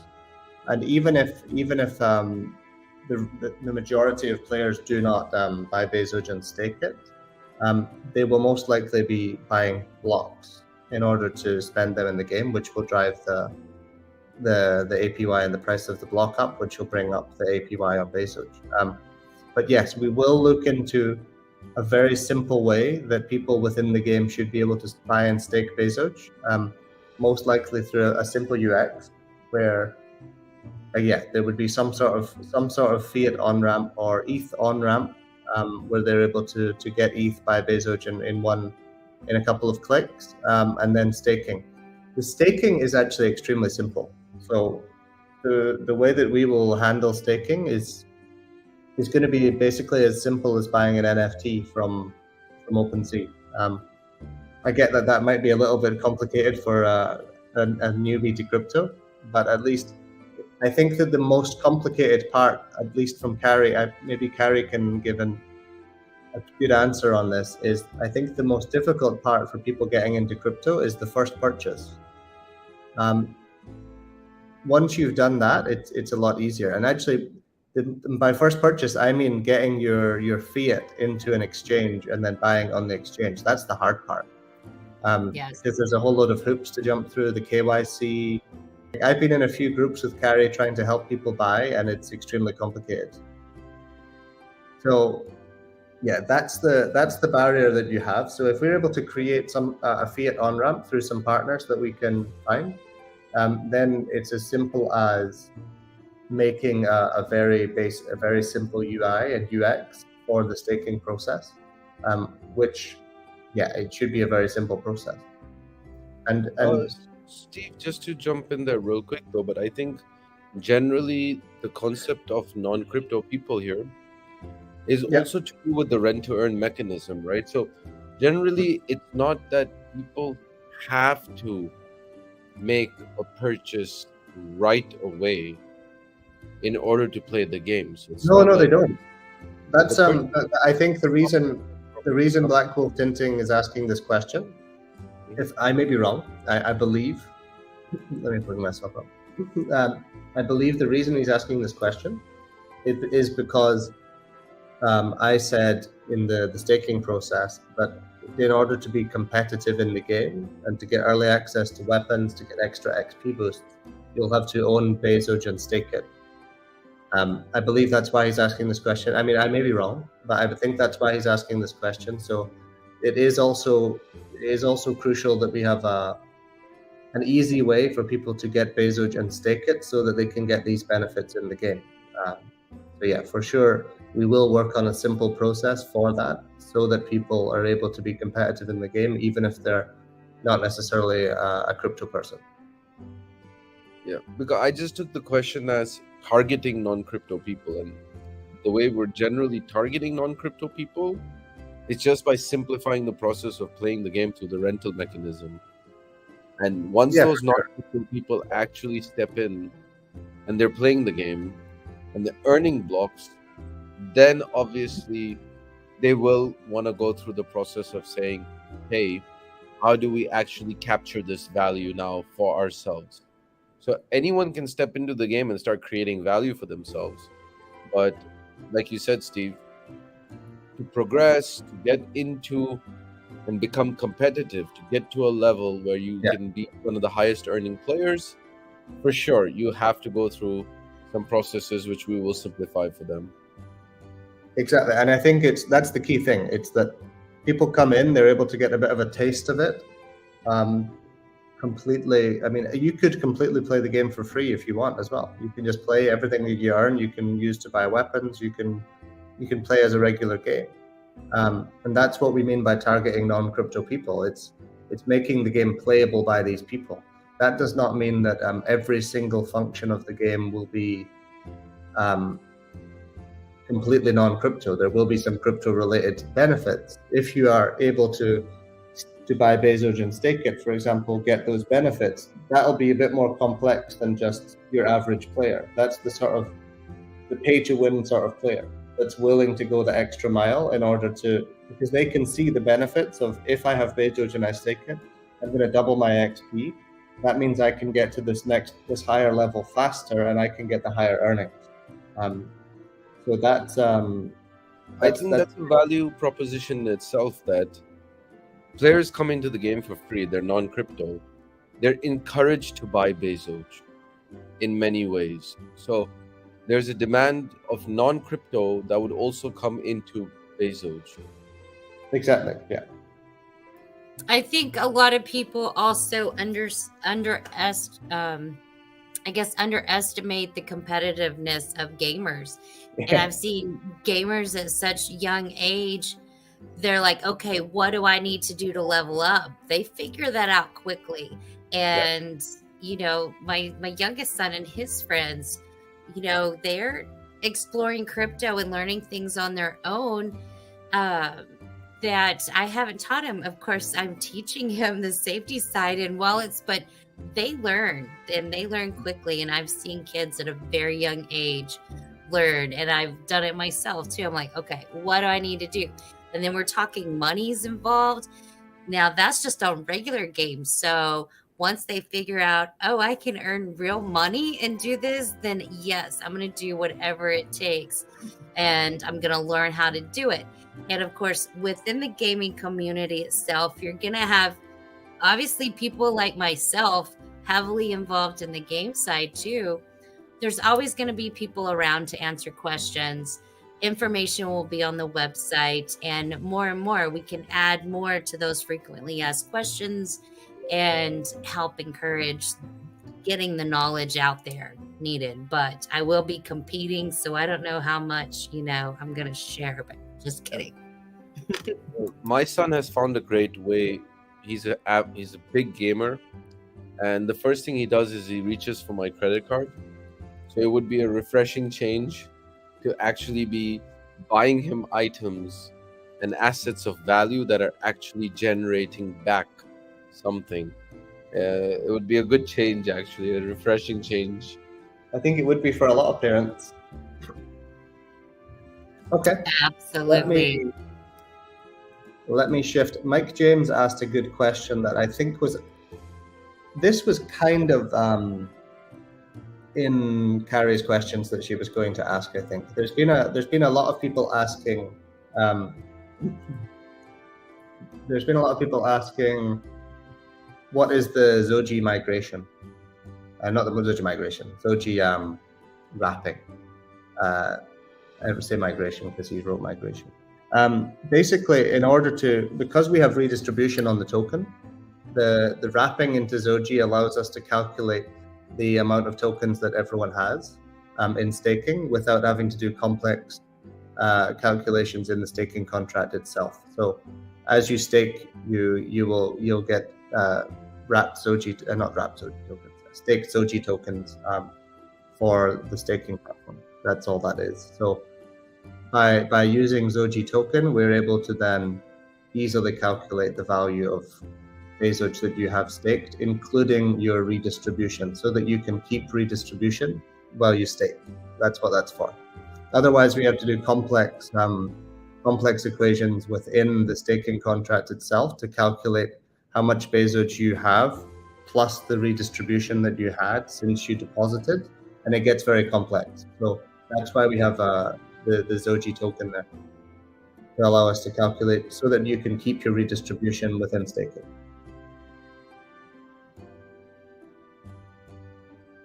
That's not a migration or V2, by the way. That's just sort of there is a Zoji token, but that's so that we can calculate that. So it's not a migration or V2. It could be future usage as well. I think looking into it, that once you wrap or you're into some kind of staking contract, there could be more uses of it where you could potentially be using your value without getting taxed. And you could be moving it around in the ecosystem in many ways without having to pay the fee or the tax. So that's just one good example of that as well is, let's say Zoji is also, let me just explain one thing. Zoji will also be around 1 billion to 1. So 1 billion Bezogia tokens equals 1 Zoji. But basically, if you're to stake your tokens into 1 year, at the end of that staking period, you might decide, I want to move into 3 months instead of 1 year. Or vice versa. You might have staked for 3 months and you decide, actually, at the end of that 3 months, this was good, I want to go up to 1 year. Previously, you would have to withdraw those tokens from the contract, pay a 2% tax, and then deposit them back in and pay another 2% tax again. By wrapping them into Zoji token to stake, basically, you can move the Zoji token among different staking contracts. You could switch it from 3 months to a year without having to pay the 2% fee to withdraw it from the staking contract and deposit it back in. It's just a simpler way to track things, and it allows people more flexibility within staking and within the ecosystem. So it's not a migration, it's not a V2, it's just a wrapper. Yeah, exactly. Yeah. A lot of people ask that question. I think I like this comment. I've never really thought people have asked such technical questions. That's just just a technicality there. Yeah. So yeah, I like this question too from Ron. Okay. And Yes, I saw this question. Willis has just hit the right tune. He says, "My son just bought $25 worth of shit for Fortnite." Man, I feel you. I feel you on that. I noticed yesterday my son's got 1,684 hours on Fortnite. It's just ridiculous. Okay. Yeah, Fortnite is children love games. Right, Ron's question. Once Legends of Bezogia is up and running, will future games come into the Bezogia ecosystem at faster rate because the foundation has been set? Yes is the answer to that. Yes, I mean, yes and no. It depends on the complexity of the game. But like I said, for example, with, let's say, World of Warcraft, and then they have a game called Hearthstone, they're able to develop Hearthstone so quickly and to have such a depth of lore within a new game without having to write a whole load of new lore, because it brings back that nostalgic feeling of World of Warcraft within the Hearthstone itself, like in the card game. So this allows them to develop faster, and I think we would be in a very similar situation that, let's say we were to do the same with a card game, for example. We could use all of the same lore and a lot of the artwork that we already have from Legends of Bezogia and put it into a card game, for example. So yes, for sure, it would speed us up. And then also, even if we were to do another MMORPG, I think we have a lot of the framework. Benji, maybe you could give an answer on this, but I think within the current, we have a lot of the database, the server framework. We have a lot of the even the front end, the actual build itself. There's a lot of framework that we could put in a new map, and it would be for sure. Even for other types of games, I think it would be. We have like the foundations for it to make it like a faster, and especially like for all the blockchain part, all the server, there will be a lot that is shared. So I think, yeah, it would definitely be faster. But bear in mind, we had this discussion last week as well. Bear in mind, a typical MMORPG takes 3 years. I think 3 years is actually already quite fast to develop an MMORPG. Yeah, it's very, very short. And we're about 12 months into development, about a year actually into Legends of Bezogia. I think we're very close to having something that is going to be a playable game, essentially. And by playable, I mean actually with quests, with the onboarding, with a lot of lore, storyline behind it. There's a lot in there already. I think we've developed it extremely fast, extremely fast. So I think speed is not necessarily an issue with our development team. I know it may look like things have been pushed back a bit, but again, we did push. The game is a whole different level from what we initially planned it to be. And so it's going to be incredible. I can't wait to launch the game. Okay, let me hide that. Okay, do we want to bring some people up? Maybe I can invite people in. Yeah, I was going to ask if someone wanted to come up. I know there's a lot of questions in the comment section, and I was waiting on some of these others to see if you're doing the deep dive. Let's bring some people up first, because I know it's maybe getting late on the East Coast. Yes. And even on the West Coast, it's 9 p.m. I think, 9:30 or 8:30. Yeah, so West Coast is 8:30 right now. Yeah, let me drop a link, and if anyone wants to come up and ask a question, we'll bring you in. So 3, 2, 1. In the comments, I just dropped the StreamYard link. If people want to come up, and we'll invite you in.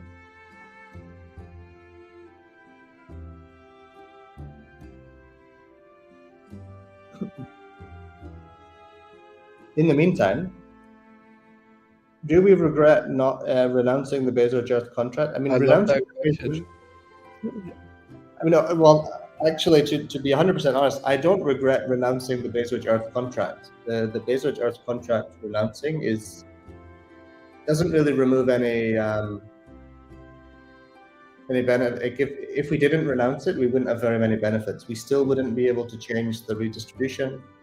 A lot of things we wouldn't be able to change. The contract is still set in stone. It wasn't an upgradable contract. So we wouldn't be able to change anything, even if we were still the owners of that contract. What would be beneficial would be to still be the owners of the liquidity pool tokens, for sure. But of course, in the beginning of the project, that's it's something that's a bit touchy. So yeah, I think I don't regret renouncing the contract, but I do regret sending the liquidity pool tokens to the burn address. It would give us a lot more flexibility to do some things in future, I think. But I think it's fine. It would be nice to get rewards on the liquidity pool. They're 0.3. I know back in the day, though, renouncing the contract actually gave a lot of early investors the confidence, because you guys couldn't go in and just, change it out from under us in the middle of the night or something. Yeah. So that gave a lot of the early investors confidence, knowing it was renounced and couldn't be changed. Exactly.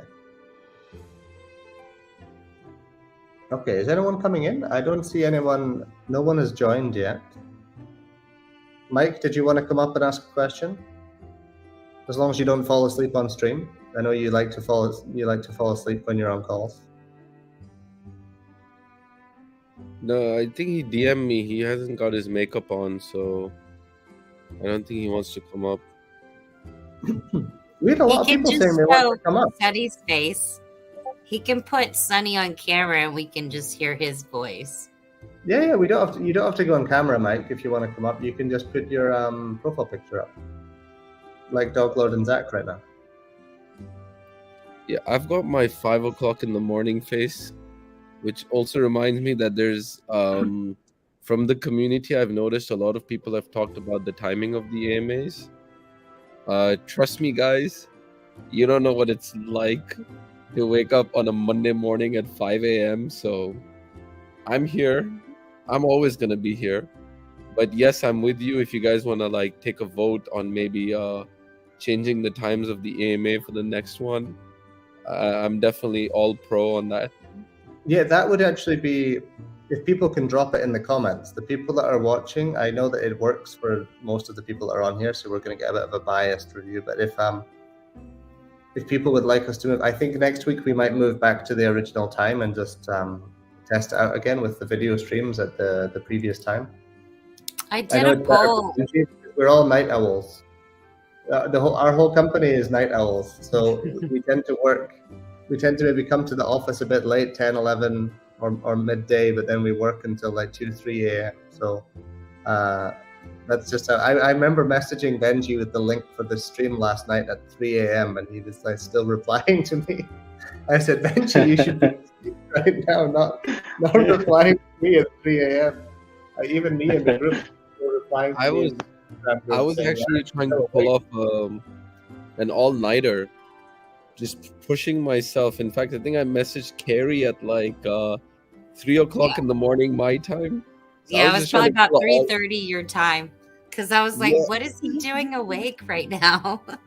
I was just trying to pull an all-nighter. I'm the best way to attend the AMA so I can show my face is by just staying up for the AMA. Unfortunately, while I was leaning on the side of my bed, I fell asleep until Steve called me. Okay. And I was like, okay. I think that no one is joining on the link that I sent, so maybe we can just move on to the white paper deep dive.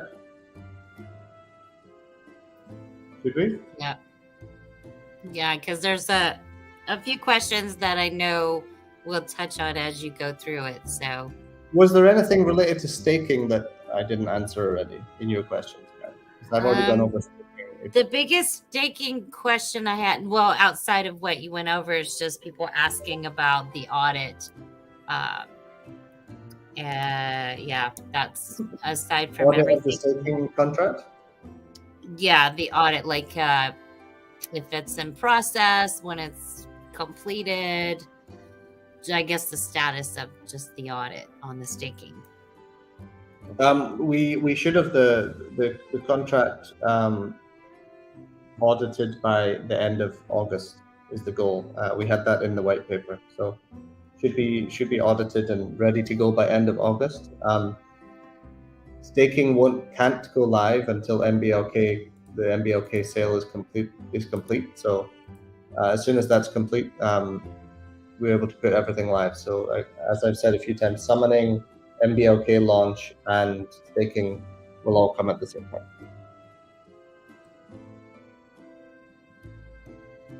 Does that answer that question, Karen? Yes, thank you. I'm assuming so. Yeah, I hope so. Yeah, to the couple people that asked, it should. Right, let me share my screen and we will go a little bit of a deep dive into the white paper itself. Let me get a better. I don't know which is better. Is this better for everyone or this one? This is bigger. Since you're on the topic of staking, what I would suggest is like maybe just go over the staking part in the white paper first, so that you could also mention the dynamic staking, so people understand that with the progress and the success and the oncoming players into the game, how that also adds into the staking pool. Obviously, yeah, we'll go through that for sure. So maybe we should start off with we had Mike James come up. Do we want to let him ask his question? Okay, as soon as I pushed him so much, I can't really let him come up and then not give him a chance to speak. So yes, let me cancel my screen share and I'll bring up Mike.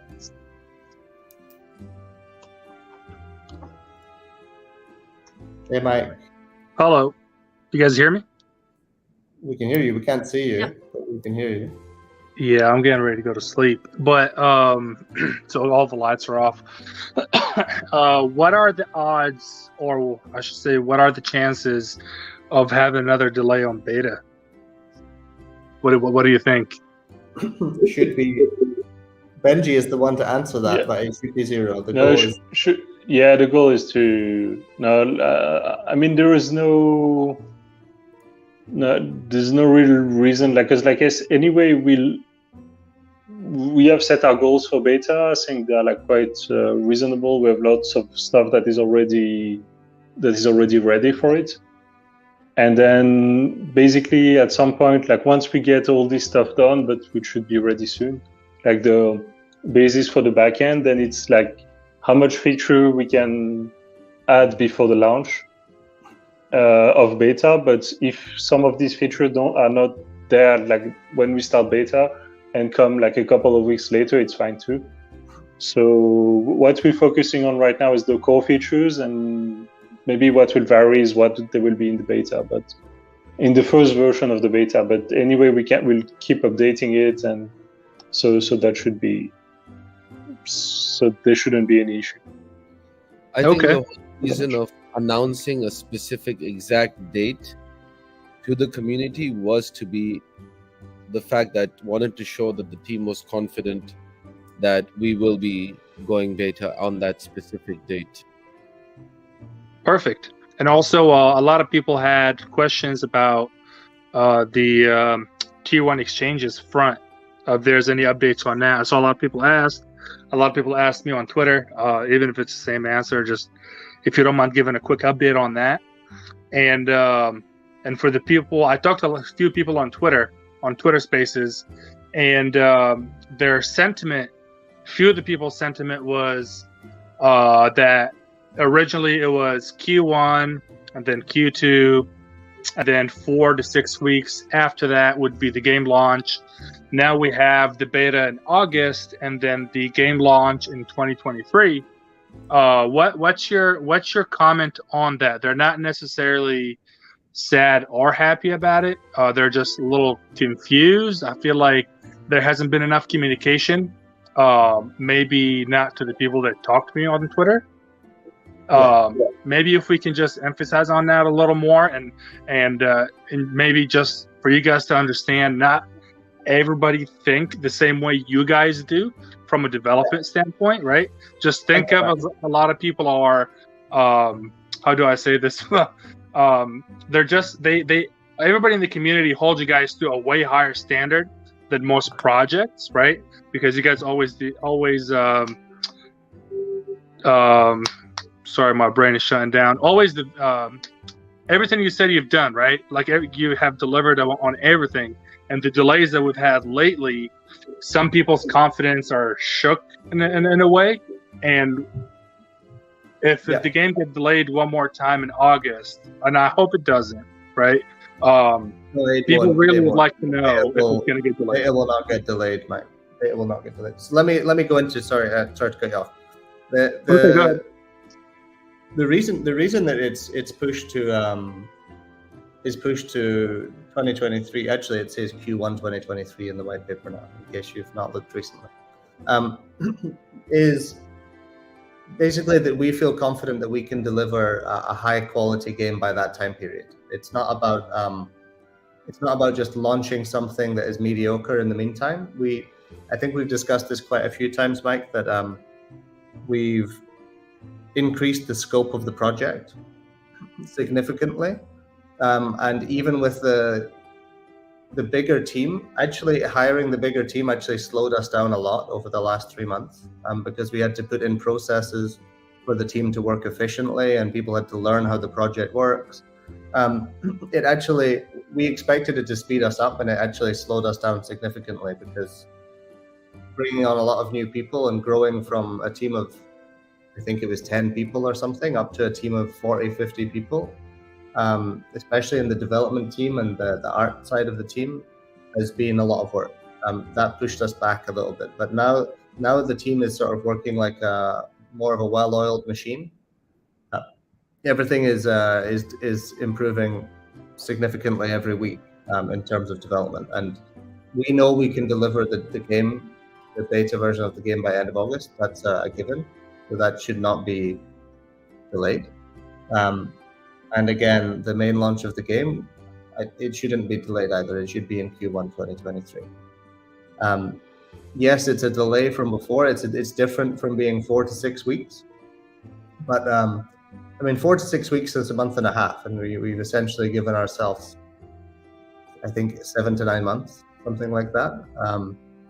And realistically, a lot of the work that will go on throughout that period will not necessarily be adding functionality to the game. It will be a lot on that. There will be some of that, but I think the main thing that will be done is the content creation within the game, is the quests and testing and making sure that it's a fun game to play. Adding more weapons, more content. Again, all content. This is the stuff that takes time. Improving the animations and effects, this takes a lot of time, and so does the content. So that's the thing that we actually want to make sure we get right.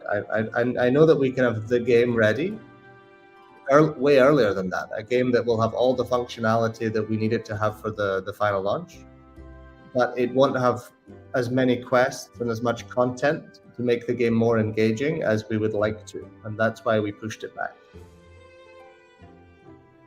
And also the question about the tier 1 exchanges, Mike. So since I've been working on that a lot myself, so what recently happened is, obviously we had a huge consolidation in the markets. I don't like to call it a crash.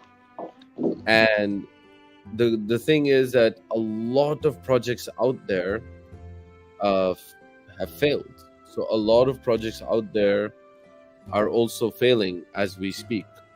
Correct. So the communication that I was having with the exchanges, they were like, oh, okay, we're just going to go on a hold strategy, because we need to make sure that all the risk is hedged in the markets.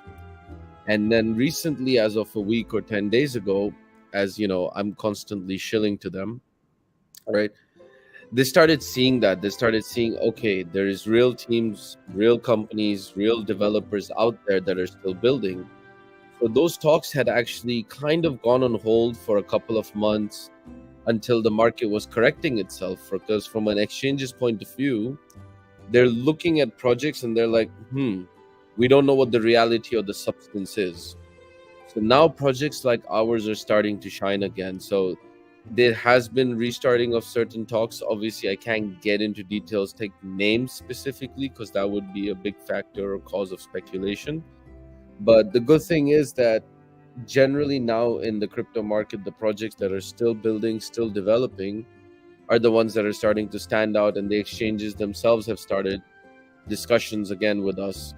So I think by proving a lot of things, and obviously by proving even the beta, there is a very high probability that you guys would be expecting some good announcements soon with those beautiful big logos that you guys are wanting to see. But yeah, so generally, there was a pause. But now okay. So generally, so they kind of want to see proof of concept on the game with beta and go from there, right? That kind of makes sense. And kind of the influencer deal, right? This has become the. What happens is they just do a blanket thing. So when they shut down and they're like, we're not going to be looking at projects anymore, they won't look at any project, right? They're generally like, let the market correct itself, let all the projects that were just empty from inside, let them just wash out of the market themselves. They're just tracking the news in the market. So they're just keeping an eye overall on the general conditions of the market. So it's not just our project specifically that we had something to prove, right? It's that all projects, you must have noticed as well, a lot of onboarding or listings like they used to be with exchanges have not been the same anymore. You don't see a lot of exchanges coming out and listing new tokens at this point of time. But now it's just maybe about a week ago where, I'm constantly shilling. So I'm always on a follow-up. But I started receiving the reply and saying, oh, okay, guys, we have this application. Can you provide us so-and-so details? And yeah, sure, their due diligence processes have become a little tougher. But the good thing is, as Bezogia, we do have all the requirements in order. The paperwork that they need to see, the KYC that they require, everything from community channels to whatever it is, to product, to not only proof of concept, but proof of delivery.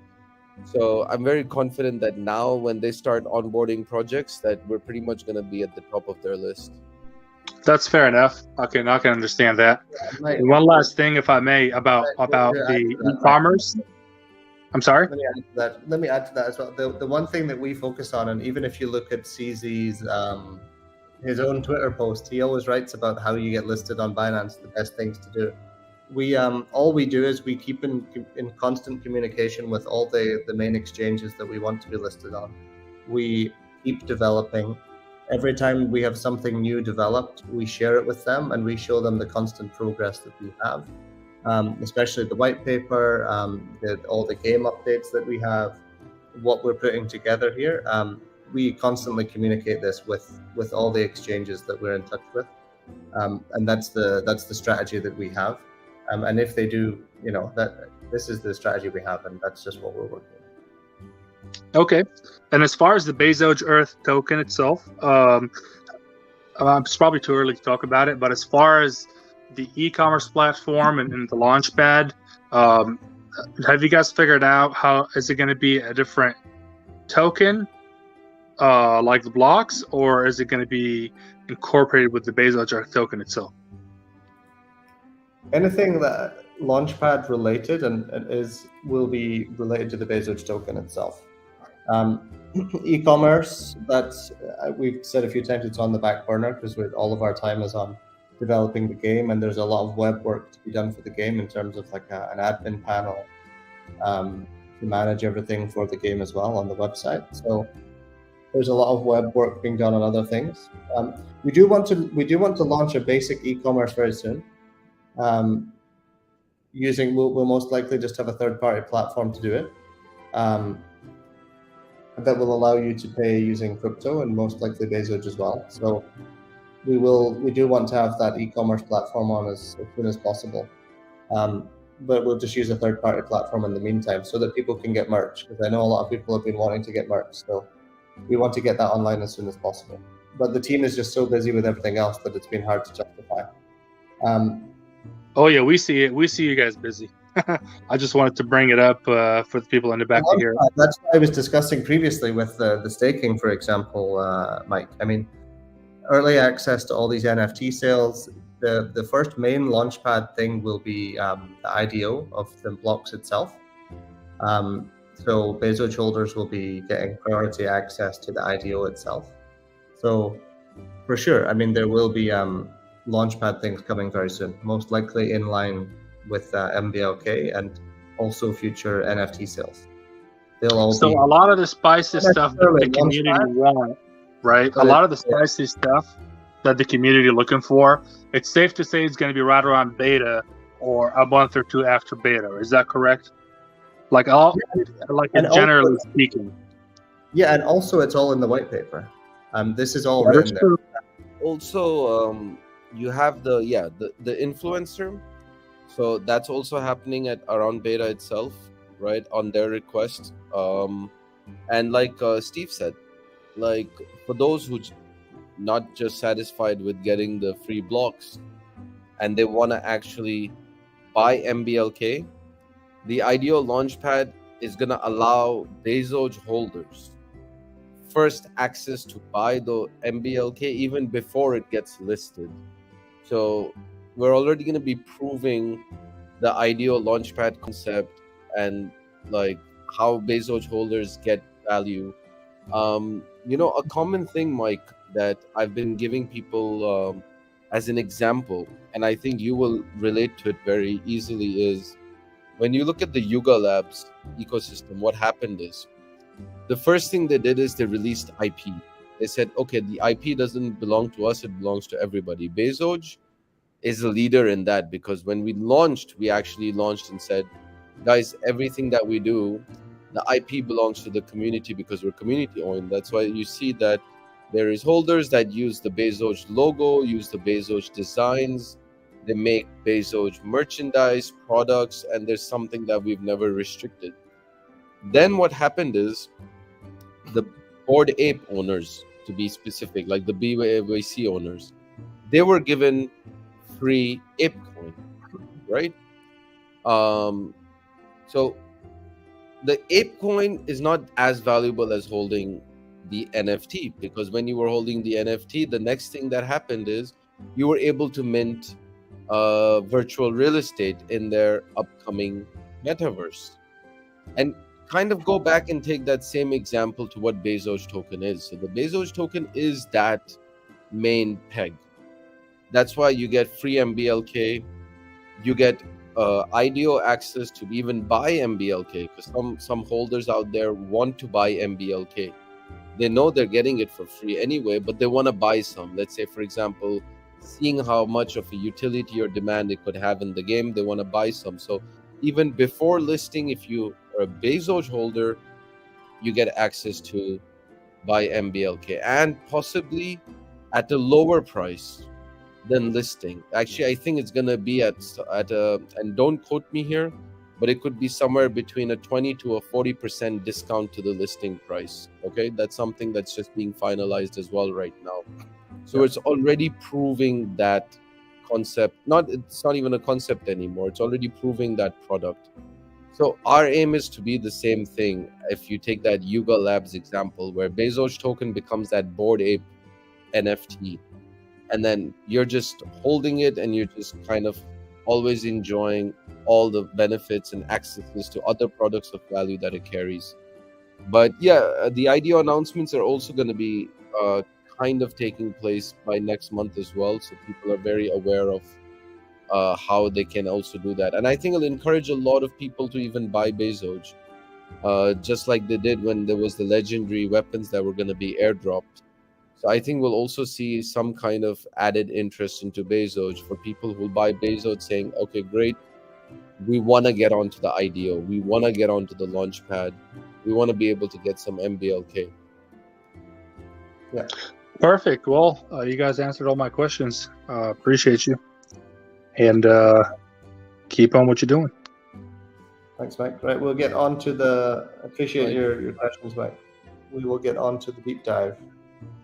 The long AMA this week with the deep dive, but I think there was a lot that needed to be covered. So let me. And the background music, I think I need to get myself another coffee. That background music is really knocking me out again. I changed it to a different music. It's a bit more upbeat, this one. At first, I thought like it's like my alarm clock, and I'm not like snoozing it. Then I realized it's the background music. Okay, right. We need to be focused on this one because there's a lot. There's a lot to get through, and we don't want to spend too much time. We don't want to waste too much of people's time going through this. I'm going to need to stop doing my ADHD clicking on the screen. It's going to annoy people. Okay, so let me explain the reason we added these algorithmic in-game reward pools to the game. So the problem that we're trying to solve is that play-to-earn economies are typically very unstable. They sort of have fixed earnings per player per day. That's the maximum you can earn. Like in Axie Infinity, for example, you earn X amount of SLP per day as a maximum, and that's it. What we're trying to do, and the problem that happens there actually is that if people just play the game in order to earn, and they don't have to spend what they earn back into the ecosystem to then have the chance to earn more, you just end up with this constant selling pressure that people know I can earn $10 a day because I can get 10 SLP, whatever it is, right? Just as an example. And that's what I'm going to do. So they go in, they get their $10 and they leave. And that's it for the day. And then they repeat the next day. The problem with this is you see that it brings huge demand to the token in the beginning as the players are growing. But then as soon as the player base stops growing, it just creates a huge sell-off because then people are just earning and there's no new players coming in that need to feed the demand. In Axie Infinity's case, which is the reason I say them is because they're sort of the biggest in the industry, the most successful so far, is that with them it was breeding. So their breeding was paid with SLP. So as the player base was increasing, people were breeding like crazy because they wanted more Axies in order to earn more. And I believe the earnings were also restricted to your Axies that you were using every day. So the more Axies you had, the more you could actually earn per day because there was a limit per Axie. So basically what happened there was huge demand with new players coming in. They all want as many Axie as they possibly can. So they were buying SLP. So when people were selling it, when they were earning it in the game, people were buying it. So it was sort of balancing out. And actually there was more people buying than there were selling. But then as soon as that player growth stops, people stop breeding and they don't need to buy anymore. Wait a second. They don't need to buy anymore. So basically what happens is you end up with just the selling pressure and none of the buying pressure. So that's the problem that we've tried to solve here, that will sort of encourage people to spend what they earn in MBLK into the game in order to advance and to have the potential to earn more within the game rather than just sell the blocks directly. So Benji, maybe you want to go. Do you want to go with this? Yeah, sure. I think basically what we do for it is we replenish the pools every day. Like there is each quest in the game or each enemy or etc. is linked to a pool, and the way we replenish it is that from every day we take 1,000. I mean, that number might vary a little from the overall treasury, overall pool of rewards that we can give our MBLK, and we'll split it among all the pools that are in the game. But we don't do it equally. So we replenish the pools that are empty a little bit faster than the others, So it should be there should be somewhat of it wouldn't be at a complete equilibrium, but it should balance out a little bit. But it's not complete. We show it here in this example. Yes. We can say like on the example below, like so, like where there is like two pools of the same base size, and there is one that is almost empty, like at 500 blocks, like the first one, and the second one has like 10,000 blocks in it.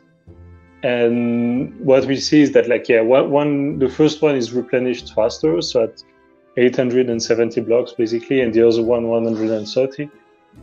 And so that means that even though it replenishes faster when the pool is empty, it still keep growing and growing when it's quite full. Yeah, and the reason this is important is because the way that the game will be running is that the majority of the players will be at the start of the game, because new players will all join at the start, and then it will funnel down to less and less players towards the end of the game. And what happens is the pools for the quests and the enemies that are difficult to beat, which are towards the end of the game, will keep being replenished, and they will keep growing as no one is earning from them. So because no one is taking from them, they're just going to constantly accumulate over time. They'll get bigger and bigger and bigger. And so the reward for the players that get there first and take out the first earnings from those pools will be significantly higher, because there's more in the pool to take. And it's crucial that even though we keep replenishing the ones that the start of the game more, like in this case we have 870 going in there out of the 1,000 that is replenished,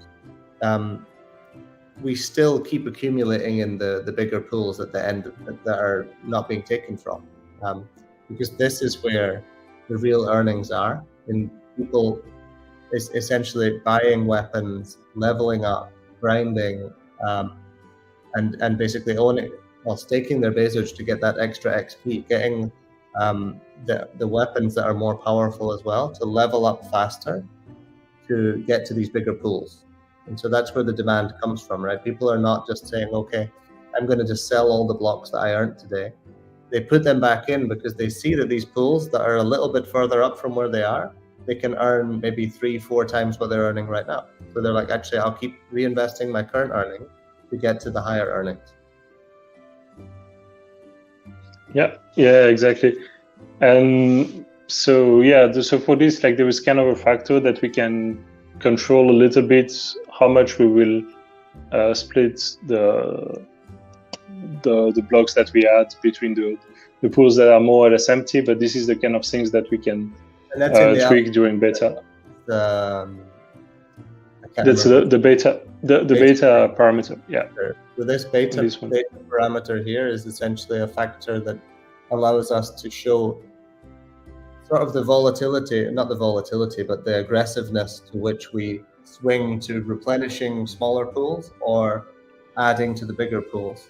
So this one variable basically will help us adjust this entire algorithm to make it swing in both directions, whichever direction we think is necessary. And we'll test that during beta as well.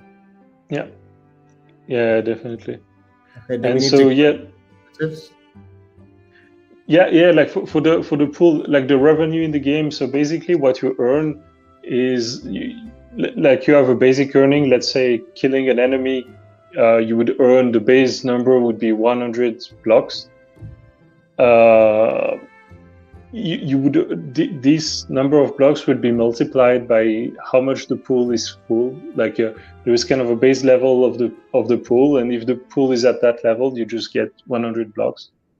And if it's maybe the pool is like 10 times its base number, then you would make 1,000 blocks. There is like a few like small details, like subtleties for because the number, like as you earn the block, the size of the pool would change. So we use a bounding curve, but this is kind of details. It should be more or less the same. More or less the same result on a large scale. Okay. So like the parameter used, well, assumed what we presented before, like doing for the staking and stuff, like a 1.5 billion blocks at the start in the main pool. Of the supply, which is 1.5. Yeah, in the supply. Yeah. Okay, maybe so the simulation is probably the most exciting part of this, to be honest. This explains Sure. Yeah. Let's see this. So this is where we different levels. So by level we mean sort of XP level of the characters. Your account will be able to level up, and obviously the higher level you are as a player, you'll be completing different pools of quests, and you'll be defeating different enemies. Of course, because there's less people at the top level, there'll be some enemies that either you need to kill as a group of 10 people if you're at, let's say, level 20, or you could maybe kill on your own if you're up at level 90. So this is just how the distribution of different players are in each group.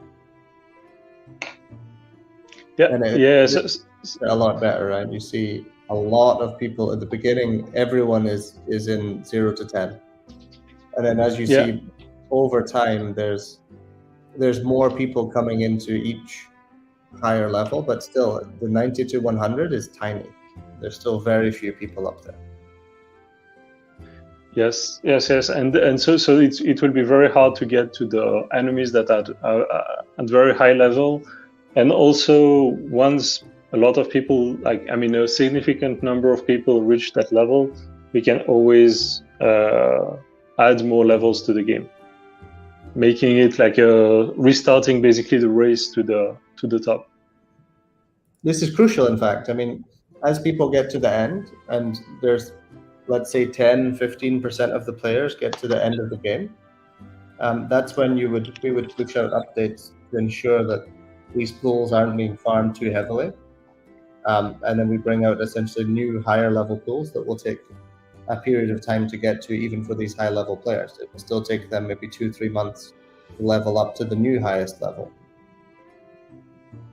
And this is just a typical game cycle. This is just basically how games work in general. As soon as people begin to get to the end of the game, the expansion comes out and you can never get to the end. It's a never-ending cycle of constantly having to push to get to the end. As I see, Black Wolf Tinting is actually, does the actual Bezogia level up? No, it's your account that will level up. So even if you're renting, your account will level up. And so if you log in one day and rent Bezogia A, tomorrow you rent Bezogia B, you won't be at a completely different level. Your account will be leveling up, and whichever Bezogia you rent will match the power level of your account. And also weapons will have different wield levels. So the higher the level of character account you have, the more power you'll get out of every weapon, up to a certain amount. Some weapons maybe will be level 20, you can already access 100% of the power of the weapon. Some might be a level 100, so it just depends. You should still be able to use the weapon no matter what level you are, but you won't get the full power of that weapon unless you're leveled up to the maximum level that weapon requires. Okay, should we continue, Benji? With Yeah, let's go. Maybe we can go directly to the one just after this. So this basically, this basically this is the number of blocks in the supply in the main pool. That's it over time, with different rate of return of the circulating supply. So basically, when people play the game, they will spend some of the blocks that they earn. They will spend them back into the game.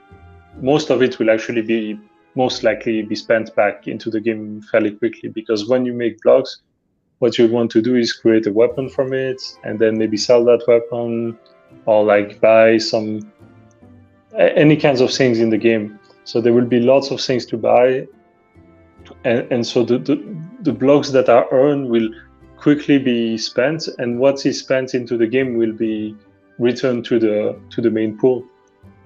So the reward pool. Basically what happens is to make it simple, maybe, is if basically, even if only 5% is spent back in every day, which is not a lot, 5% of what's earned coming back in is a very small amount. You can see, I believe the third line here is 5% up here. Yeah. So the pool basically doesn't decrease in size whatsoever. It basically stays quite stable, even at just the 5%. Now, if you then factor in the fact that people will be buying tokens outside of the game and depositing them, the size of this earning pool, which starts off at 50% of the supply of blocks, is very likely to actually increase in size. It will start off at 50%, but as people are earning, and so they're taking their rewards that they got from staking Bezogia, or they're buying tokens on exchange, wherever they're getting MBLK, they're depositing it to mint weapons and to get more powerful items in game. They'll be putting that into the earning pool. So this is not even factoring that in, right? This is just assuming no deposits, just the earnings in the game are going back into the ecosystem, right, Reggie? Yeah, exactly. So it's just the earning in the game, and we see that even like with a small percentage every day that is returned to the reward pool, it's like very flat. It gets to a stable number at some point. So even at 1%, it's already pretty good. So yes. So we can check like the next graph. Yeah, let me close this. Sorry, this one. So this is a simulation over time of the proportion in each pool. So what we can see is like the yellow ones are like the lowest level, and the more blue is the higher level. And the number here is the ratio compared to what they started with, right? Yes. So what we can see is that the higher level pools, they keep growing over time until a large number of players reach the level needed to exploit this pool, and to kill the enemies and stuff. 6.5. I mean, this is 6.5 times the earnings. So if you compare it to what the yellow has here, I mean, yellow is sitting at like 1.3, and the I don't know what color it is because I'm colorblind. So I'll just say the top level is at 6.5. So the earnings, all that happens here is actually the earnings are very similar to begin with. They all start at the same point. So all that happens is there are less people farming these quests and these enemies because they can't kill them yet. And so because there's less people, it just continues to grow. And in the beginning, it's a lot more because there's literally no one farming at all. And then as people begin to, let's say this is 75 days or 50 days, for example, I believe at about 45 days, Benji, people are now beginning to get here. But the first players, there's still so few people here. There's not enough people taking out that it's actually just all it does is slows the growth, but it still continues to grow. And then now there becomes enough people here at like day 90, or between 75 and 100, that actually begins to go down. But even still, once it gets down after half a year, it's still sitting at double the earnings of the start of the game. And if you would imagine that a game cycle getting to this point, probably somewhere between around this 100 number here, this is where we'd be bringing in an extension, an expansion, new quests, new enemies, to then push new levels up here that will be growing instantly, and no one will be able to farm from them. Yeah, exactly. And so we see, and this is just like the proportion in the pool. If we check the next, can you show the next graph? This is the best one. This is my favorite chart of the whole thing. So basically, this is like the daily revenue, because like there's a proportion of the pool that will impact the revenue of the player, but also the base earning in each pool. So basically, like the higher level enemies, regardless of the size of the current size of the pool, proportion in the pool, they are already worth like a bit more blocks. So that's already the case. Yeah, the and what we prizes can are high. The prizes Yes. are already high. But what happens as well is you can see no one is taking from these pools at all. And you see this very sharp line upwards. This is because the first player essentially reaches this level and starts earning from this pool. And then again, you have this at the end. And so this shows the value of having, well, extra XP so that you can level up faster, having more powerful weapons. This is why you would reinvest your blocks that you earn back in, because you really want to, it's a fight basically, it's a battle to get to the end first.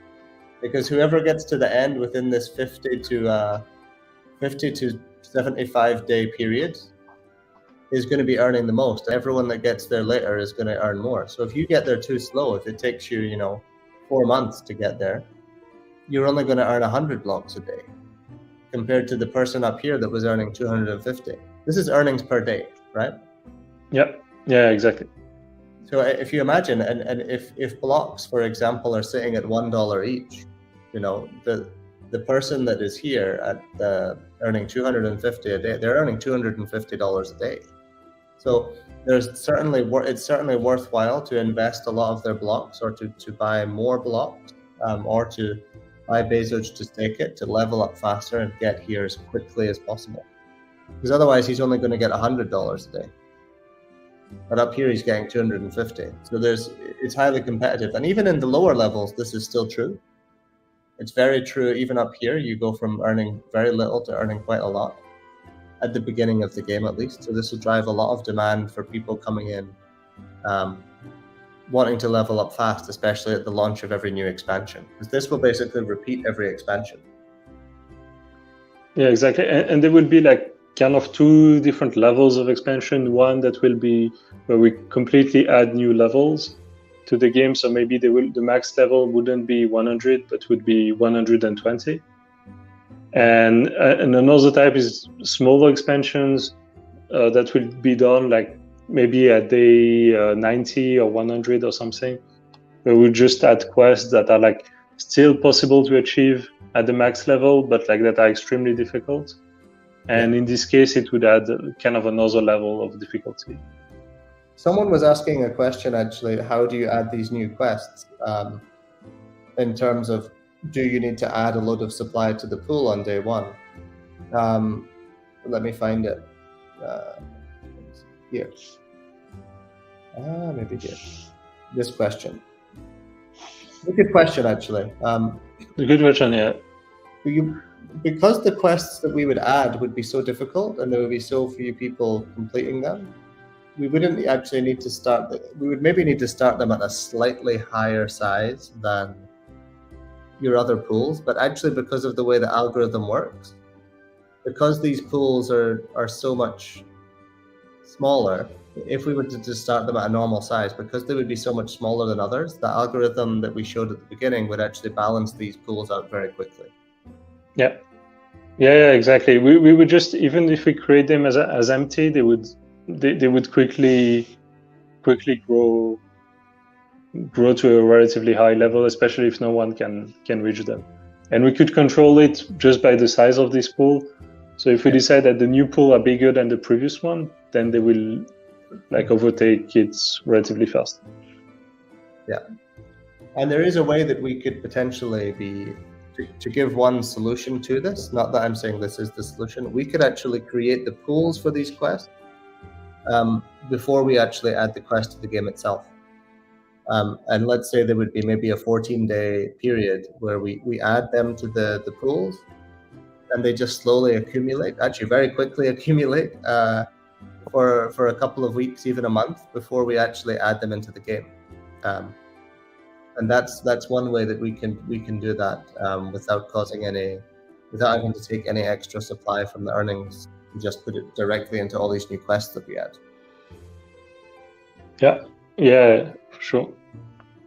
Okay, so I think for the pools, I mean, we have like later some simulations that are mostly for stress testing the system and making sure that there is no, like in wide variety of situations, being relatively pessimistic with it, just to see what happens in different scenarios.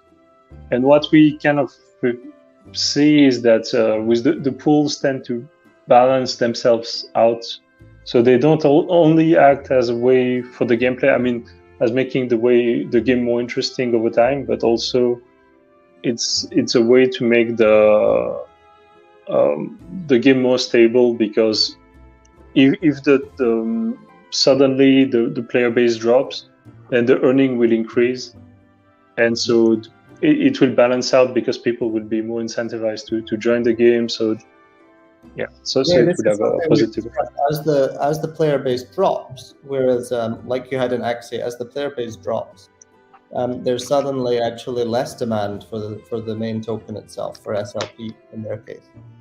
With MBLK in this case, when the player base drops, actually the pools are still being replenished at the same rate every day.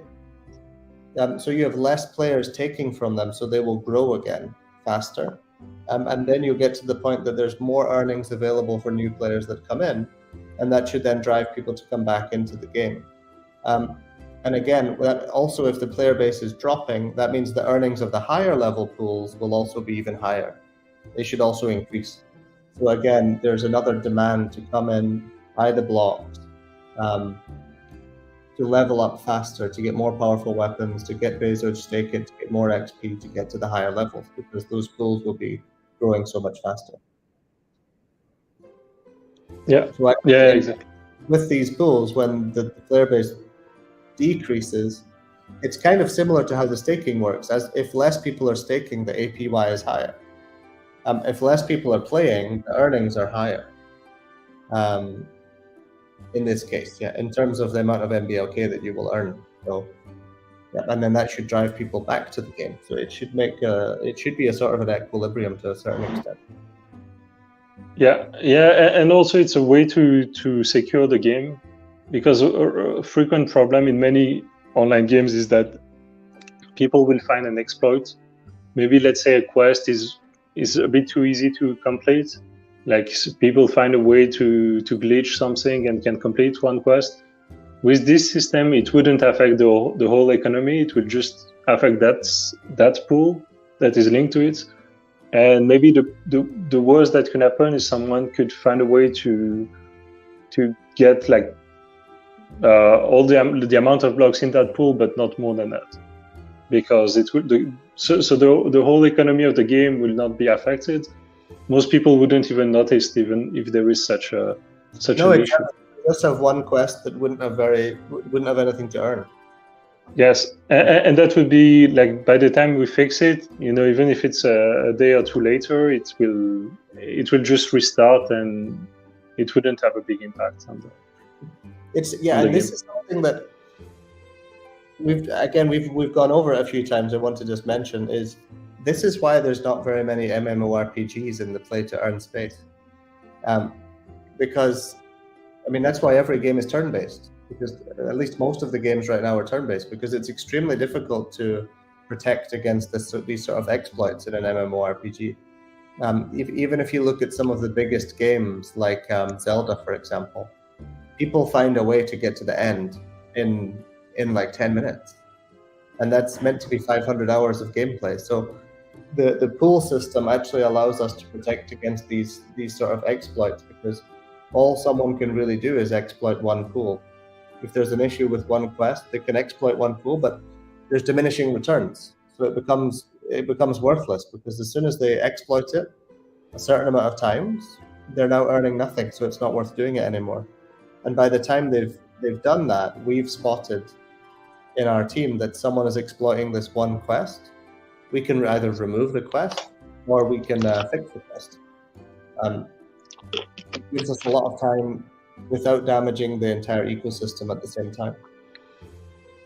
And also, even for the gameplay, it will be more interesting, because like in many games, when there is like a kind of a play-to-earn aspect to it, people tend to do always the same thing. Even in World of Warcraft, it was kind of like that. If people wanted just to farm some gold coins, they would just kill the same enemy over and over again. and that would be fine for a play to earn, but we want to be a play and earn. So people would have to spread around the map, explore the game, because that's actually the best way to make money in the game. And you'll have different yields on different enemies. So like you'll be able to come in today, maybe some group of people decided they want to farm all the trolls. And so the amount of earnings today on the trolls is really low, because they're easy to kill. But then because they've been focusing on the trolls, let's say maybe the Swole Doge is sitting at like double earnings today.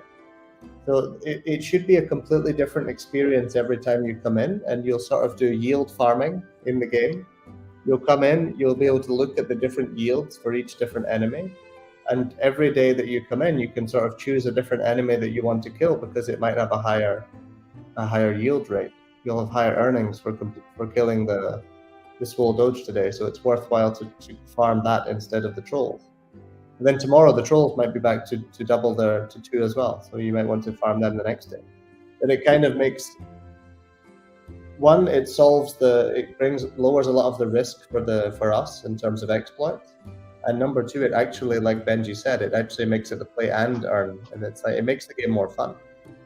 You're not just doing the same thing repetitively every single day.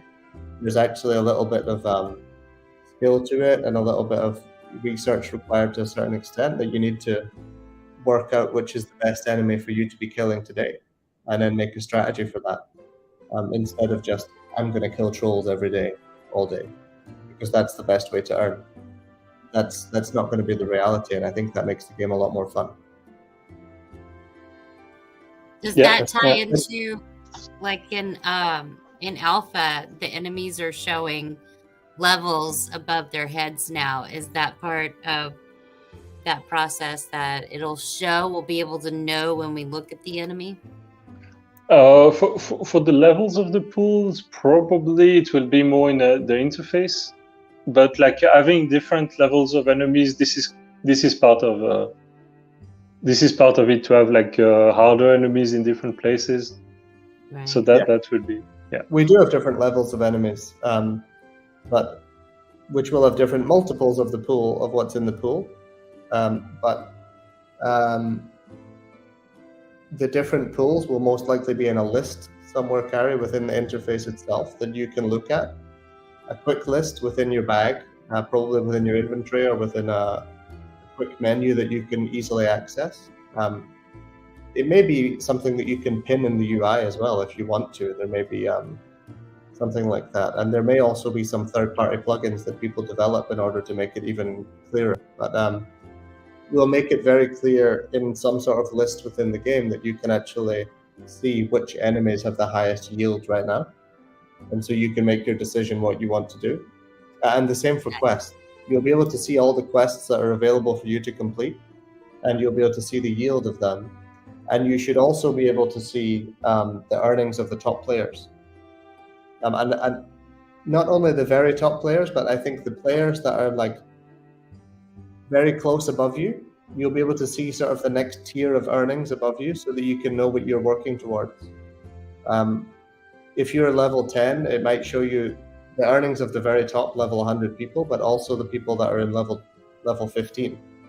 Because the person at level 15 might be earning 20%, 30% more than you. And so it's nice to constantly in the game have that feeling of something is achievable, because it is achievable, and you'll feel that you can get to that level 15, and you know that if you get to level 15, you go from earning, let's say, $5 a day to $7.50 a day. And then once you get to 15, you'll see, oh, actually, I can earn $10 a day if I get to level 20. And so that's just a random number I picked off the top of my head, by the way. That's not the exact earnings. But that's the sort of thing that will be in the game that will encourage people to try and get to the next level all the time. Because they'll be able to see the potential earnings if they get to those levels. Benji, should we go through this white paper? Yeah, sure. What is the next important thing that we should go over? I think this is interesting, actually, because it shows, I think what this shows is the fact that every day that you play, there is the potential that a different quest is worth doing compared to another. I think that's key because there is volatility within each different pool and each different quest.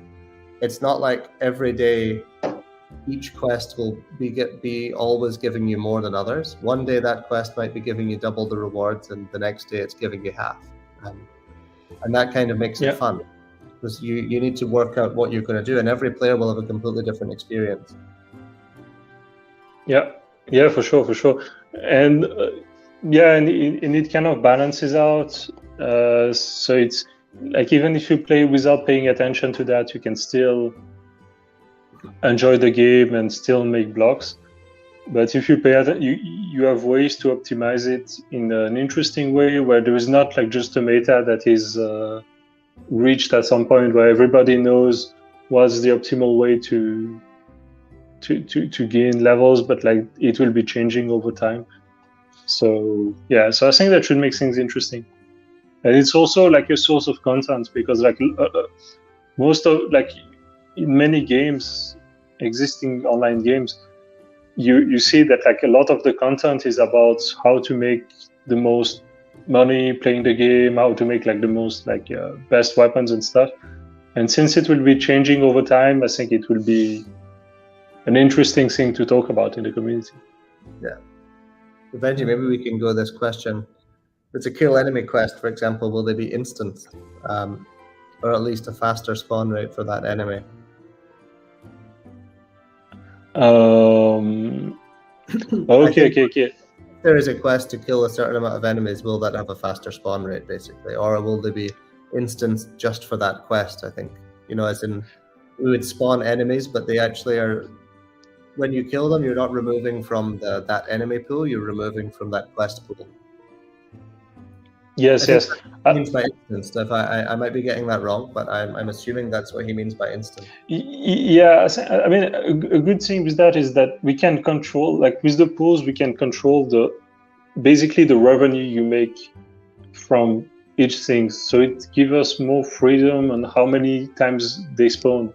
Because if lots of people want to complete a quest, and we want to give a fixed amount of reward for that quest, we don't want to limit the player's ability to finish the quest. In most cases, maybe in some cases, we want to have rare enemies and stuff like that. But often we might just make like the enemy spawn quite often, or like have instances like entering a dungeon and stuff like that. But the thing that will control that we don't give out too much for that specific enemy is from the pools. So we could make them respawn as much as we think it's best for the gameplay, and it will be automatically balanced out in terms of rewards. It would be interesting though that if you're in a quest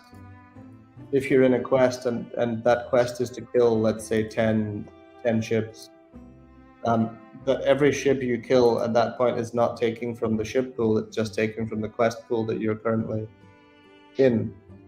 Would be an interesting mechanic, at least, that we could explore. I think for most of it, there will be like different. In that example, there would be two pools. Basically, there will be one for the ship, for that group of ship, or the ships in that area, plus one pool for the quest, or maybe a couple of quests that are similar, and so you will have basically rewards from the two sides. Every time you kill a ship, you probably earn some blocks from killing the ship, and then in the end you will have, and that's linked to the ship pool, and one would be to the quest pool once you complete the quest and kill all the ships you needed to kill. Okay, I think we've gone deep enough into the earning pools. They're quite complex, but actually the reason for them, I think, is quite simple. It's basically to push. To encourage people to reinvest a lot of their earnings back into the game with the goal of earning more at the end, or not at the end, but as they progress as a player, they will constantly feel like they're achieving something. There'll be a progression, a feeling of progression, which is extremely important for the gameplay. It's also a lot more sustainable because people will be putting, theoretically, again, based on simulations, even if they put 5% back in. I mean, people will be putting a lot back into the ecosystem that they earn because they want to drive themselves up to the higher levels of earning. And the same, it's also encouraging people to buy and stake Bezoj and to get their early access to more powerful NFTs, to get the XP boost, and also encouraging people to buy MBLK actually, to deposit and to mint more powerful weapons and items throughout the whole process in order to get to that higher level. Yeah. Okay. So let's go into minting. Yeah. So basically, for the minting, so once you mint, what our goal for with. There are 8 colors. So this is the main change that we have. I think previously in the wiki we had actually 8 separate tokens. The reason we have changed to just having one token, which is MBLK, is that in future, if we were to want to get listings, for example, for MBLK, trying to get 8 different listings for each one for each token would be a complete nightmare. And also, it doesn't. In this case, it won't actually affect the gameplay whatsoever by just having these colored blocks that exist in game only, and when you withdraw them to the chain, they become MBLK at a fixed ratio. So through beta testing and through some equations that we still have to do to check with the balancing, to check the power level of each colored block, we will create a fixed price of colored blocks to MBLK within the game. So if, for example, if one MBLK is going to give you 100 speed blocks, the yellow blocks, that will always be the case. It's a fixed number, but you'll always get 100. So if you know that if you earn 100 yellow blocks, you can get 1 MBLK. But then FUD blocks, for example, might be a lot more, because FUD is probably, I don't know yet, but I think FUD will probably be the least valuable colored block. It may be 500. So the earning speed blocks, yellow blocks within the game, farming like the yellow areas of the map may be more beneficial. But you also may just want to create a lot of weapons quickly, and so you might want to go farm the FUD area of the map. Because the price of weapons will not be in MBLK, the price of weapons will be in colored blocks. So you will be able to mint higher power level weapons quickly if you're to use FUD blocks, for example, because they're cheaper. But the weapons won't be very good, if that makes sense. Okay, yeah. So basically different fixed ratios to the MBLK in the game, and you can exchange in the game as well. You could exchange your FUD blocks to MBLK and then buy speed blocks with the MBLK. And most likely we'll have a functionality to actually do it directly in one transaction. Okay. Yeah. So for minting. Sure. So for the minting, basically the goal is to have something where we can have very rare weapons that could happen at rare, very rarely. So basically, when you mint a weapon, it will have 8 attributes for the 8 colors, and this attribute can go from 0 to 100%. And the total sum of it could be more than 100%. So you could have maybe 100% red plus 100% yellow or something like that. This is possible, but this is extremely rare. And so what we do is we have a formula it uses 3 random numbers, but to basically generate each attribute individually. And it depends on the blocks you put in to create the object. So, for instance, in the example we show here, there's one. If you use red blocks, only red blocks, you are much more likely to have a red weapon, Zoxian weapon, and you're also a bit more likely to have a weapon with a very high level of purity than if you use a mix of all the blocks. All the colors of blocks. The red here, the red on the chart as well, right? Yes. Is in fact that. This actually makes it smaller if I maximize it. But in this case, so you're comparing, it's green and red, right? So the green chart is if you were to use. Gray, yeah. Is it gray or green? Gray. Okay, sorry, I can't tell. I'm so colorblind, it's unbelievable.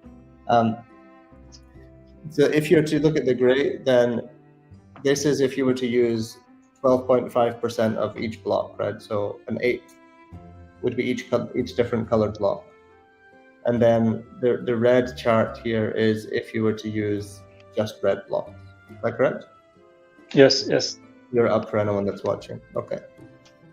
So you can see here the red is spreading the purity level of the weapon, which is higher power level weapon, and the rarity of the weapon much higher. There's a much higher chance. It's still a very similar chart. It's just that on the spreading the maybe you can go through it, Benji. Yeah. So basically, so the first one is for the red color. So if you use the red blocks, you only red blocks instead of using 12.5 of it, which is like using uniformly. You'd basically have a much higher chance of getting to a high level of red color. So basically, what you see around 80%, it would be almost zero for if you use the mix of all the blocks. But if you use red, it's still quite high. So if you want to make a high-level Zoxian sword, what you would probably want to do is use mostly red blocks. But like since every attribute will have a small impact on the weapon, so basically the way it works in the gameplay is that the highest level attribute will have more impact than the others. So that will be the breed of your weapon, and that will also determine the purity of the weapon. So if you have a weapon that, let's say it's a sword, like maybe you can check the example, I think below might be. Yep, here. Even you can go even maybe the example, like this is like the example of minting once. So in this case we use, can you go up just a little bit? I think we use 50 yellow. Yeah, so we use white and yellow blocks, and using the equation above will randomly find all the balances of all the percentage of each attributes for the weapon. And that's what we see in this case is that, like, even though we didn't use any red block, there is still a percentage of red block that will appear. And like the highest value will give the purity of the weapon. So in this case, it will be 71%. And but like the other, I think you go through it. I think there was a section where you actually went through each stage. Oh no, you don't in this one. I think it's maybe. It's for the summoning. I think we go for it's each. for the summoning, but it's very similar. Yeah, it's fairly similar. Like basically in this case, first we would compute the red attribute, then we would compute the yellow, then the blue, etc. And then we select the one that is the highest. So that will be the breed of the weapon. In this case, it will be white. And since it's like a higher level, then it will be most of the stats of the weapon will be affected by this attribute. But like for instance here, the black attribute that is at 33% will also have a pretty big impact on the weapon. Yeah, so that's it means that even though you use 500 white and 500 yellow, 50% of each, there is still a chance that you would get a Dark Zoji weapon. It's just a very small chance. And the same, I think when we look through the summoning, it's very the calculation is almost exactly the same actually, right? So it's quite similar, yeah. Yeah, in terms of how it's done. So basically, we would then look at the chances, because this was 50% yellow and 50% white. That is the highest chance of the two breeds that it would be. So we can see that the yellow is still the third most dominant attribute here, and that's not by chance. That's because it was most likely to be. It was a 50-50 chance, basically, that it would be, well, not 50-50, but that these two, white and yellow, were the highest chance of the breed that the weapon would be. But in this case, it just happened to be that black turned out to be the second most powerful attribute. Yeah, exactly. And also the weapons, right? Because even if you choose 100% white to mint a weapon, it doesn't mean that it's necessarily going to be a Holy Zoji weapon. No, it could be another, but it's unlikely, but it could be another.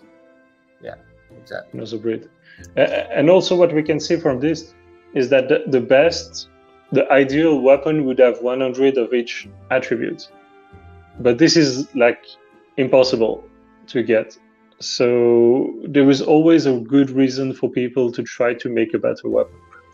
You can mint, like even with the same kind of blocks, you could mint like hundreds of times and always have a chance of getting a slightly better weapon than what you got. So there's like always value to be created. And there's actually a chance that you could get a 100% purity golden weapon. Yeah. It's a very, very small chance. It's small, but it's possible. Yeah. But it's possible. It's all. I think we calculated it the other day. It's like 1 in a quintillion or something like that. For us, yeah, the 100% would be very low, but like I think it's like 1 in a billion or something like that. We worked out how many zeros it was. It was a lot of zeros. If you want to have like the whole, it's a lot, but like it depends on the kind of decimal points and things like that. Yeah. But you have a real, like, I mean, a very small chance, but like a still existent chance of having more than 95% purity, even if you use only orange blocks. So yeah. And this is the weapon that came out. It was a 71% purity, tier 2 Holy Zojian Great Dagger. We will have a different naming convention for the tiers here, the tier 1, 2, 3, and 4. But we've not confirmed the names yet. We have the names actually internally. We've just not confirmed them yet. So we just wrote the number to make it a bit clearer in the beginning. Yeah.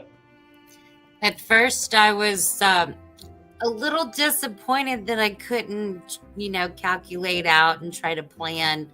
I need X amount of blocks to try to get, a Zerk weapon or speed. But, this randomization like that actually will boost the in-game marketplace and encourage people swapping and selling and trading in pawn shops and, minting more. So it boosts the entire ecosystem by having it like this. It makes it more fun. I mean, there's a risk involved, but you can balance that risk yourself by using the red colored blocks. I think, of course, if you were to use 100% red blocks, the chances that you get a red weapon are I don't know what the actual percentage chance is, Benji, but it's very high. Right? It's like... don't remember exactly, but it's high. Yeah, it's very high. It's probably above 90%. Might be a bit lower, but I think it's high. It's very high, yeah. So the majority of the time you would get a red weapon if you were to use all red blocks. Yeah. Okay. Summoning goes into a little bit more detail with. I still love these Dark Zoji summoning. The summoning graphic, I love it. Yeah, I love that image. One of my favorite graphics. It's a classic from back in the day. Yeah, it's really cool.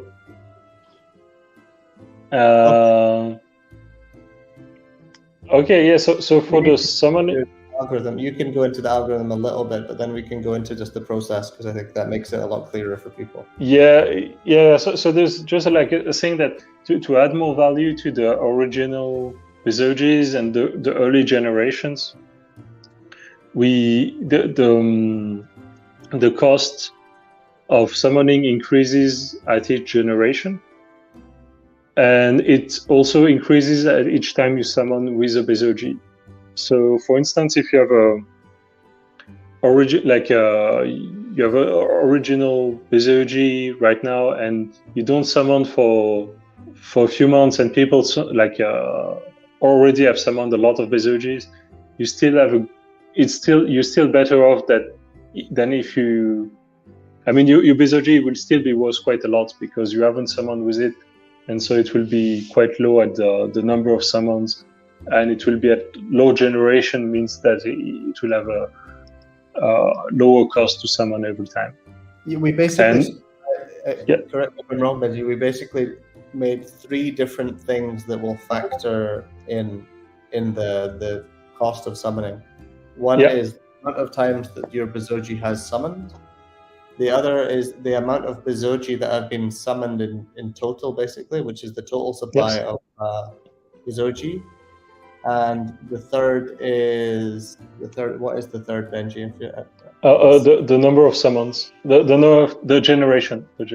Oh, the generation of the Bezogi that you're using. That's correct. So if your Bezogi is a generation 2, then the cost of summoning will be 1.05.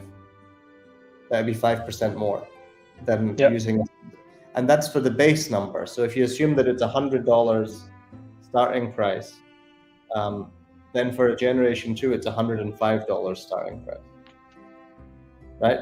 And then for generation 3, it would be 110. So it's basically that starting price that we use to calculate everything, because it's all a multiple, will be higher for the higher generation Bezogi. But it won't get too out of hand because it's a percentage. Well, it's 5% added to the initial price. It's not 5% added to the price of the generation before. So it won't go up. It's a linear increase. It's not an exponential increase. Yeah, it won't go crazily. I mean, it goes quite high, but like it won't be. Yeah, we show it below, so I think. Yeah. So this is like for the first generation. Like this is over time, over the number of Bezogis that have been summoned. So the maximum is 1 million on this, and it grows to 100. Basically, this is for the first time you summon with a first generation Bezogi. So it goes to about $150, whereas it starts at 100. Yeah. So these changes are not huge, but it's kind of to incentivize people to summon when we need summoning, and because of this supply increasing the cost of summoning, it means that if you were to just sit and hold Bezogi without using them to summon, the price of summoning will just be increasing as other people are summoning, basically. So you're more incentivized to summon early, because if you just sit there and don't use your Bezogi to summon, if you ever have some downtime, it's going to actually cost you money, essentially, because the cost of summoning is going to increase even if you're just sitting holding them. That's why we added this aspect to the summoning cost in there. Yeah. And you can see over time with all these different, there's a significant advantage. If you have a generation 0, which is the current ones, the origin Bezogis, you can summon a whole load of times, and by the end you summon 19 times and it goes up to $600. But until 10 times with just these Bezogi, it ends up costing you $260 at the end. Whereas if you were to do that with a generation 10, getting up to the 10 summon count is going to cost you $460. So it becomes significantly more expensive to use higher generation Bezogi to summon. And you need to summon fast, otherwise other people are going to keep increasing the price for you. But it never gets too crazy. It never gets too crazy. That's the good thing about this. So you're constantly incentivized to be summoning new Bezogi and then using them to summon, but this will actually dilute the supply in terms of generationals. They will just keep going down in generations. So that will bring more value to the origin Bezogi themselves as well. Yeah, and it kind of solves the fact that otherwise, if there was no increase in cost per generation, people would just have to summon and they would restart at 0 every time. Like they would summon some Bezogis, and then from this Bezogi be at basically a 0 summoning times. So it makes sense to have like the generation factored in. Yeah.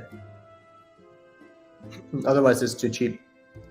Yeah. It becomes too cheap once the supply is bigger, and because there's rental income from the Bezogi, we wanted to make sure that once the Bezogi count increases a lot, it becomes more difficult to summon. We want it to naturally slow down because the price is increased. If earnings increase in the game, the price of MBLK goes up, and suddenly the dollar value of the rental income from a Bezogi increases, then people will be summoning again. But we want it to sort of be in waves, where there's a lot of demand for Bezogi in terms of player count, then it should be more affordable. Yeah. Okay. Yeah, so we can go over so for the summoning. So basically, if you're using two Bezogis to summon, the attribute of each of these Bezogis will impact the chances you have to get different types of Bezogis in the end. So what we can see is, I think maybe let's look directly at an example. I think it makes more sense. It's hard to explain the equations. I don't think we need to actually explain how they work, but it's not terribly complicated. But the first one basically means that you take the average of all the attributes of each Bezogi you use, with different weights. Like the nose will be 0.1, 10%, the eyes 20%, etc. And for the second one, basically means that every time, this is the first line of equation is the initial probability for the first step. So we start by the nose of the Bezogi. And so if, let's say, we take the nose as being black nose from this distribution, for the next step, we'll divide by 2 the probability of having a black nose or black eyes, and from this it will reduce the chances of having a purebred. See that there's a chart down here. Yeah, right? yeah. I think it makes it more clear. So what happens here? There was a probability chance of it being gold, black, white. The nose being gold, black, white, or green, right? Yes. You have 40% chance to be 50% chance, I think, to be gold. No, 40%. Right? Either way, there was a certain percentage chance of each. Because gold was chosen in the first case, we half the chance of it being gold next time, where you see it's half, and we take this half and distribute it among all of the other colors evenly. Yeah. So then, let's say it was 40% to begin with. Now it's 20, and because there's 7 other colors, you would split it among. It would be 7. Yeah, a seventh of each. A seventh of 20 would be added to each color here, and the probability for the eyes. And then you repeat that again and again and again. As each color is chosen, you then half the probability of it here, and then you take what you removed from that probability and spread it among all of the other colors. Yeah. And I think with this, like in this case, we obtain actually a Bezogi that has colors that were not even in the initial distribution. So they were not it has red eyes, even though no red Bezogia was used to summon. Yeah, and that ensures that. To cut you off, Benji, it means that even if you were to use 2 purebred Bezogia to summon, there's still a very small chance that you'll get a purebred. Yes. Because if you imagine the first, yes, the nose will always be the color of the 2 ones that you used, basically. Because if you're going to use, let's say, two gold purebreds, the nose will always be gold. Because the first one is gold, but it was 100% chance to be gold. Then you take the next time, it's going to be the eyes are a 50% chance to be gold, and all the other colors between them are 50% chance to be gold. To be the other colors, sorry. They're 50% chance to be gold, 50% chance to be one of the other 7 colors. And then let's say it's that's gold again on the eyes. Then you half it again down to 25%, and you then have 75% chance that the highlight color is going to be one of the other colors. And then again, if you were to choose that highlight color, then you have again 12.5% chance that it's going to be gold. And it's essentially a 1 in 8. So you start off with a 1 in 1, then a 1 in 2, then a 1 in am I right? 1 in 4, then a 1 in 8 chance. Yeah. So the probability is very low. Yeah. Like the overall probability of, like, even if you use two purebred to summon, you will have a 1/64 chance of having a purebred, which is 1.5%. Yeah, 1.5%. It's still very low chance. Yes. Which is good. It means that the purebreds will be very rare still. Yeah. Yeah, they will stay rare, but they will still have a lot of value because they will be used to. They have a higher chance of breeding like other purebred, and for creating mixed breed, it's also useful. So yeah, the highest probability for mixed breed is 4.5% in the ideal possibility. So exactly 50-50 on the colors. Yeah. So people are going to be able to get really creative with the way that they summon. I think it's going to be really fun. I like this. I really like the new sort of child Bezogia. They look really good. And the baby is cool as well. The baby is nice. To give everyone a bit of an overview of what we did with these new Bezogia, because we maybe not gone into it in a lot of detail, let me find the biggest one to show. What we actually did was, because some of the color combinations previously had issues with the nose looking a bit weird, what we did was we kind of made the nose basically always black, but it has highlights that are, let me make it a bit bigger. Okay, I can't make it any bigger. But it has highlights on the nose, on the nostrils. So the nostrils here are gold. This is a gold nose. As you see, it has like golden nostrils. It's black, but also there's a lot of highlights that are showing through that are actually golden. So it has a hint of gold on a black nose. And if this was to be red, it would be, or let me see what other colors we have on the other ones. But yeah, you can see this is actually, I believe this is a white nose. Am I right, Ben? With my color blindness, this is a white nose. Yeah, I think this so. This is a white nose, and this is a gold one. So yeah, you can see it's still black, but it does have the highlights of the white on it. And if you're not colorblind, it's going to be a lot clearer to you than me. But the metadata is all I look at. You know, I can just look at the JSON metadata. I know what color it is, so it's fine for me. But yeah, you can see there's like little white nostrils, and it gives a cleaner look, because if this nose was just white here, it sometimes looks a little bit weird. So I think what we've done here, and also the same with the eyes, rather than having just the entire eye being the color, we've given them a lot more character with having a proper iris and pupil on here. And every Bezogia has white eyes, basically. So yeah. They all have white eyes, but then they just have different colored actual basically just like eyes in real life. That's all we did with the eyes.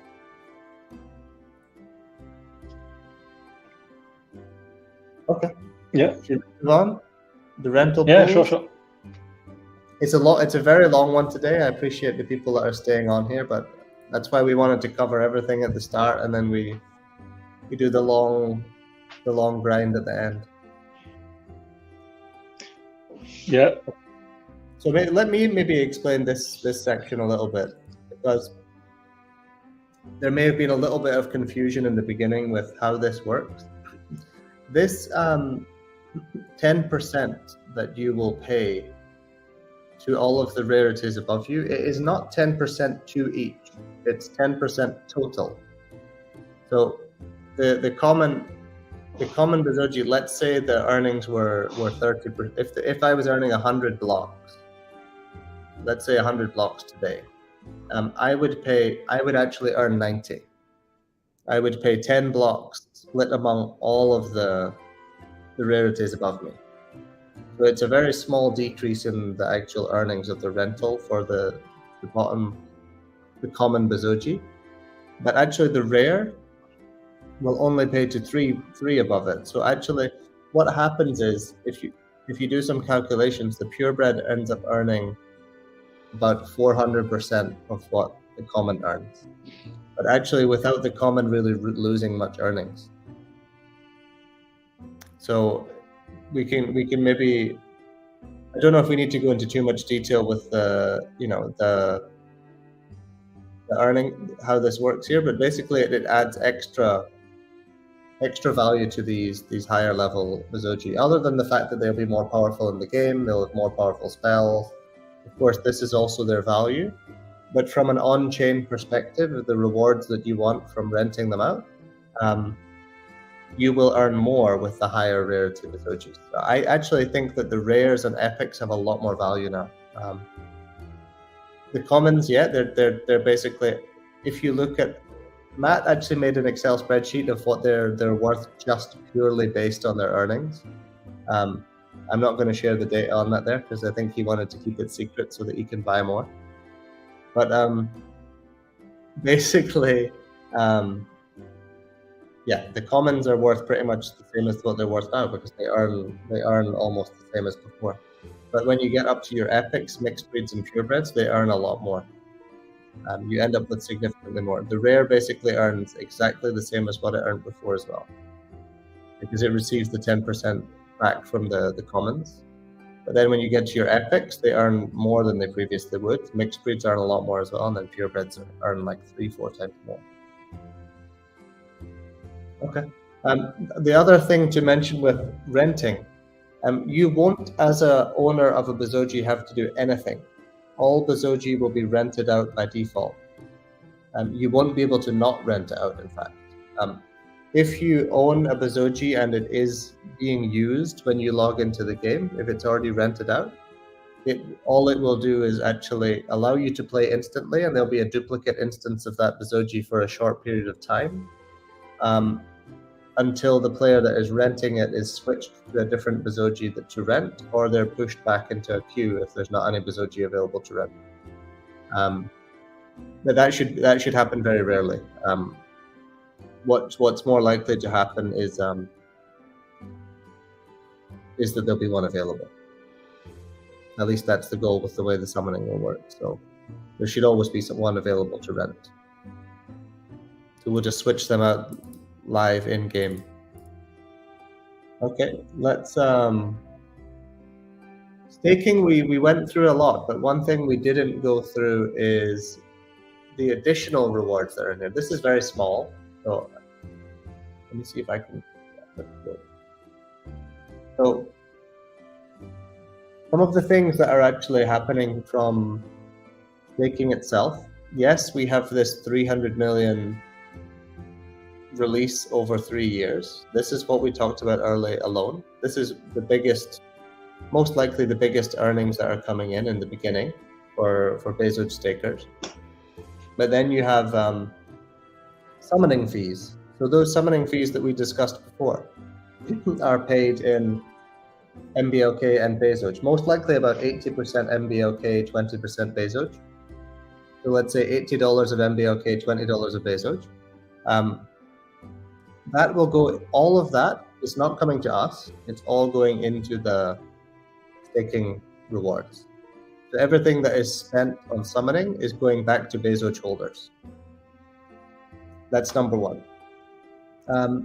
We will also take a percentage of the on-chain in-game revenues that we have and put them into staking. So this means if there's, for example, let's say on our marketplace, we have a 5% royalty on all NFT sales.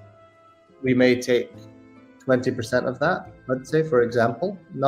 This isn't a fixed number, but let's just give an example to be defined later. Let's say that would mean 1% of all the NFT royalties would go into staking rewards as well.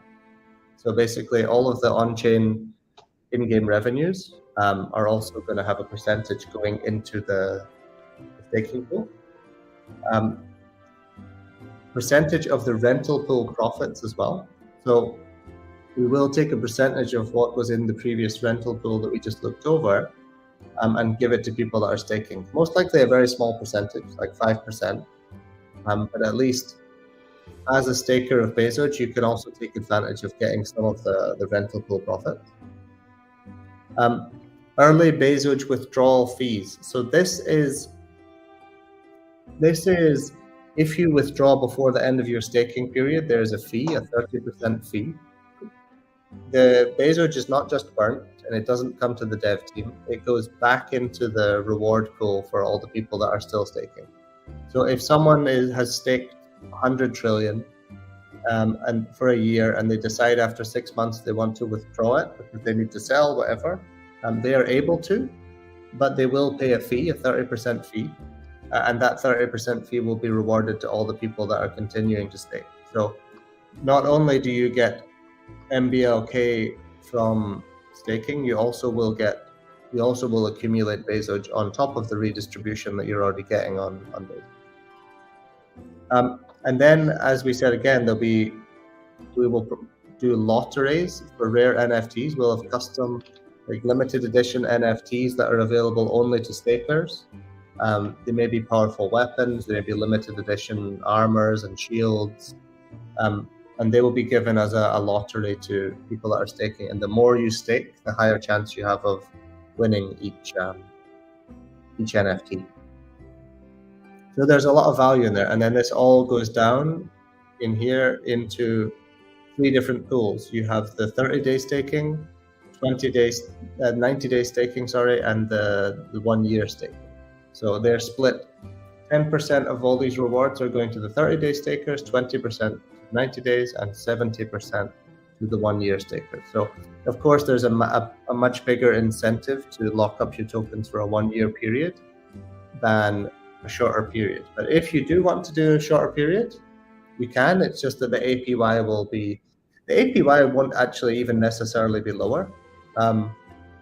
It's just that it depends on how many people are staking in each pool. If there's a lot less people doing 30 days and 90 days, you may have very similar APYs in there as the 1 year. It just depends on how many people are staking. There's a lot of variables. So that covers that. We have the pawn shops, the exchange marketplaces and pawn shops. So marketplaces are the NFT marketplaces that we just discussed. Most likely in the beginning, bull market will be the main one. Places that you can basically trade weapons and items in the game for real, for other tokens, maybe for ETH, for MBOK, for Bezoj. Allows you to sell your weapons like on OpenSea, basically OpenSea but in-game. But then we've added in something new, which is actually pawn shops. So one of the good things about pawn shops is it allows you to get quick liquidity. So the one thing with a P2P NFT marketplace is you have to list something for sale and then you have to wait for someone to buy it. But because Some people might just want to get blocks back very quickly because they need them to spend on something in the game or whatever it happens to be. You maybe just want some quick cash and you may be in a pinch. That's when you can just sell your weapon directly to your NFT directly to the pawn shop. And you will get, I mean, it's not going to be a great rate that you're going to get because the pawn shops are notorious. They're run by the Bezogia, of course. So, you know, they're going to give you a bad rate. And it will always be less than, how can I explain this? It will always be less than the actual cost of minting the weapon. So, for example, if you were to mint that weapon that we showed earlier, that was 71% purity. It was 71% a Holy Zoji weapon, right, Benji? Yeah. In that case, we know that weapon cost 1,000 blocks, and it was 70% purity, so 700 blocks went into the weapon, essentially. And we can look at all the different colors that are in the weapon and work out how much that weapon costs to mint. And then we will basically take a discount on that. Most likely quite a steep discount, maybe 30 to 50% of the value. So if it was 700, we might give you 300 to 350 blocks. But at least it allows you to very quickly get some blocks out of the game. And then not only can you sell to pawn shops, other players will actually be able to go in and buy from pawn shops. One thing that we may do with pawn shops, rather than just buying, we may also take some of them and use them in the lottery system for the staking. So there's a lot of ways that we can implement these pawn shops into the ecosystem and allow people to get value from them. But the main thing is we will always, the pawn shop should always be profitable, otherwise they can drain some liquidity from the game. But they will always give out a lot less than the cost of creating that weapon to begin with. So no matter what, overall they'll be having a net positive effect on the ecosystem. Because more blocks will be going back into the earning pool than are coming out. And also when people buy back from the pawn shops, whatever is bought will also go back into the earning pool. So overall, they're actually just adding more to the earning pool over time, even though they're actually acting as a way to get liquidity. Okay. Virtual real estate. This was one of the most popular pages that people looked at. But we've not actually fully defined the exact value proposition of the land yet. We will give more information on this, but basically there will be some sort of leasing revenue that you will be able to have if you own specific pieces of land, maybe retail land. For example, we're working with a few brands right now to conceptualize having galleries and showrooms in the game for them to show their products. If you happen to get a piece of land that has retail space on it for these people to have showrooms, you can actually rent it out. That's one aspect of earnings. We also want to give a small amount of earnings from the reward pool, essentially, from the earning pool. Sorry. So as people are earning, a percentage of it will go to the landowners. Depending on the level of your land, it'll be similar to the Bezogia in terms of they will have income, not rental income, but just passive income just from owning and holding. The main difference is land will, even if land was to give exactly the same percentage of earnings as the Bezogia, it would still be more valuable because there will be less land. So over time, we may get to the point that we have 1 million Bezogia, so the earning per Bezogia goes down. But land will be a fixed number. So let's say there's 10,000 plots. The amount of plots is very unlikely to increase to the level that it would of a Bezogia up to 1 million plots. That's basically not going to happen. So at that point, the yes, it may be a similar percentage to the Bezogia, but the reason the land would have higher value is because there's less land. If that makes sense. But I think that most of this will be announced later. I'm thinking, is there anything missing in that we didn't go over for game-wise, Benji? I don't think so. I think no, I think that's pretty much it. I think that's all the stuff that was quite important to explain. I don't think we need to necessarily go through roadmap. I mean, there is a few people have asked questions. If you could clarify the difference of what exactly the closed beta is versus public beta, like. Okay, yeah. Basically, they're almost the same thing. I mean, they're essentially the same game. There isn't a big difference. But the difference between closed and open is just that in closed, it's invite only. And by invite only, we mean you apply and you get to play when we invite you to play. But in the beginning of most people, we will just be allowing to play instantly. But open is different in the sense that it's not sign up and wait to be accepted. It's just everyone is accepted.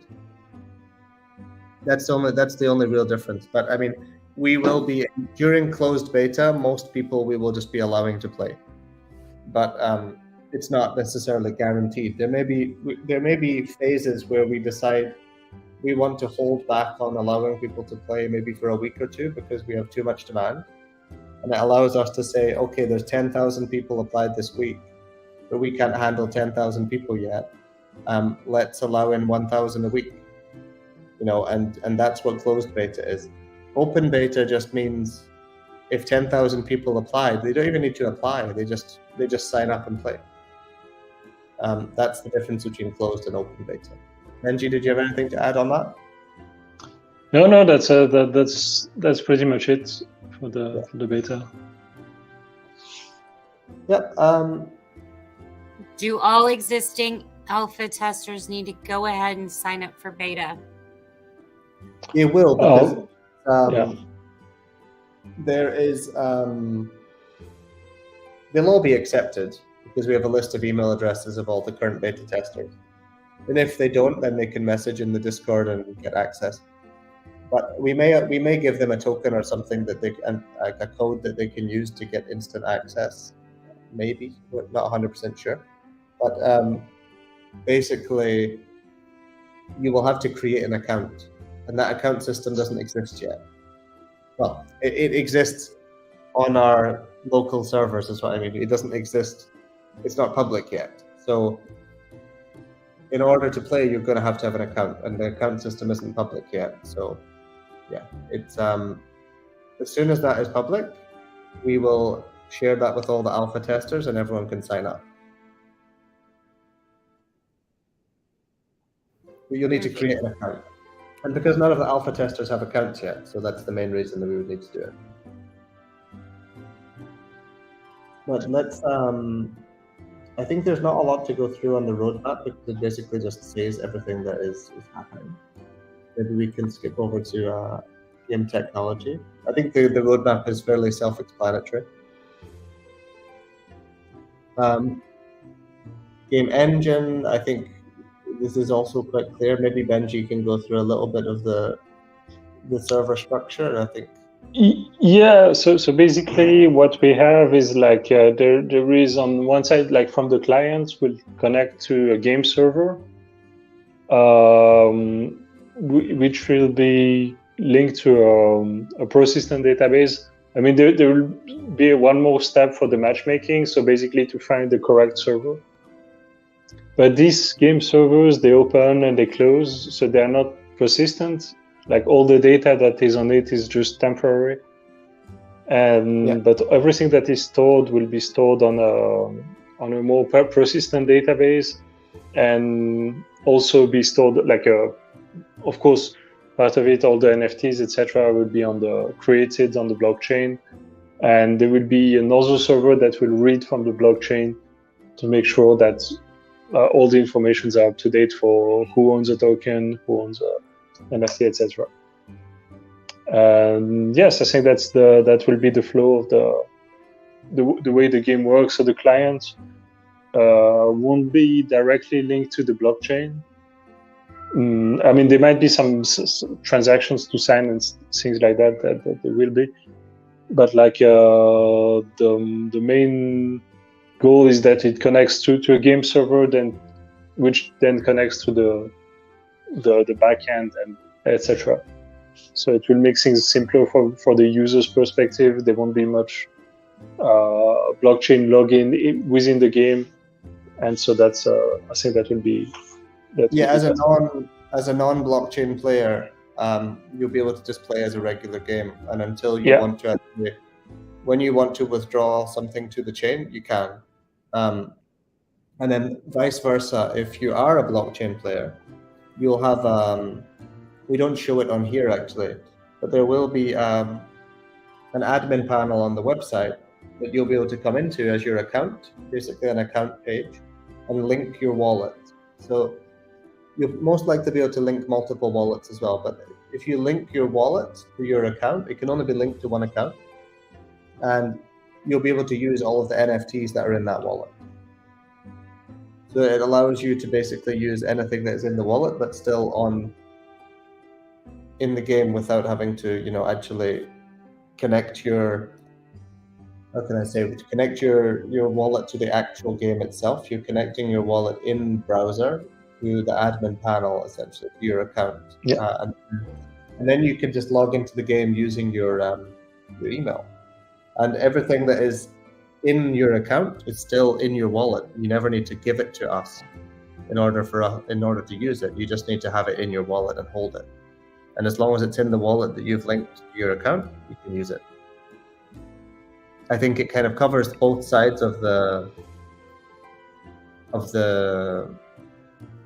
the word? But it covers both sides, let's just say, because the blockchain players don't need to do anything complicated like deposit their NFTs into the game or anything like that. They just link their wallet to an account and then they're able to play. And vice versa, non-crypto players don't need any of that confusing aspect of having to create a wallet and all that sort of thing in order just to play. And they don't have to own any NFTs just to play. They just sign in with their email as like a regular game and start playing, which I think is extremely important. Yeah, so we kind of have the best of both worlds, because there is still like you really own your NFTs. You can freely trade them on chain as you would for any NFT, and there wouldn't be like too much complications in addition to that. It just has to be on your account, on your wallet, and on the other side you just play as a normal game. So I think that's exactly makes sense. I think it works perfectly. Okay, I think that's the main thing. We can maybe do a social impact session at some point separately, because I think the main thing was to cover the tech of the project here. We do have the whole social impact section, which is Ernesto is doing a lot of the Bezogia charity things, as people know, in the Philippines. We will expand that further in the future. Bezogia Academy again is also handled by Ernesto and some. Pardon that I can't remember the names of everyone. There's a lot of people running. Daphne, that's it. Daphne, Ernesto's wife. I still don't know Ernesto's wife's name. I just know her as Ernesto's wife. There's Ernesto's wife, Daphne. They're all working on the Bezogia Academy. I don't think he's ever told us her name. He may have said it once, but I can't remember, so I apologize. But yeah, I can't remember her name either. And then we go into the social impact program itself, where we have plans to provide people in third world countries essentially with devices so that they can start getting into blockchain technology, and allowing them to play to earn games. I think this is something that we want to do, and this will evolve as time goes by, but this is something that we want to implement into the project itself. And then we have the team section. So if anyone wants to read about the entire team, we have bios of almost everyone in the team. There may be some people missing, but there's a lot of people in the team right now, and so it would be a really big page if we had every single member of staff, but we have most of the team are in here. So if anyone wants to go through and read about the entire team, please feel free to. Okay. Also, if people are interested in reading the story of Serzoji Nakamoto and the origin of the game, you can read the Chapter 1 Genesis, Golden Age, and the Great Rug Pull. We do also, as Benji said, the 2D concept artwork team are now more free, and they're not drawing weapons every day and armors every day, so they have time to now go through and actually start sketching out the graphics for these storylines. And so we will add graphical storyline images to this, so you can sort of visualize it. Yeah, so I think that would look good. Yeah. I love the stories. I love reading backstories and lore. The story is great. The story, I love it. I love the meetings with the copywriter every week because he reads the stories to me. So I love it. It's nice to see we have the storyline sort of already written and in bullet points and timelines. But when the copywriter actually goes through and fleshes it out into a fully fledged story, it's really nice to read. I like the let there be blocks from hashes. And there were blocks. We said let there be blocks. And blocks I know when I was reading it, I'm like, it didn't click with me until I was reading those sentences. I'm like, oh, it's chapter 1, like Genesis, like how, like the Bible and the story. Like, well, we have on this seventh day, this was created. Yeah. Story, yeah. So. We took a little bit of inspiration from the Bible on this, but I think in a nice way. And we kind of have, because this is the thing. I mean, Serzoji Nakamoto, which is kind of a play on Satoshi Nakamoto, of course, is basically the creator of the world and the creator of the blocks. He created everything, but no one knows who he is. And so a lot of the gameplay will be around all of these NPCs saying they know who he is. Just like in real life, everyone says this person is Satoshi Nakamoto, but really no one knows.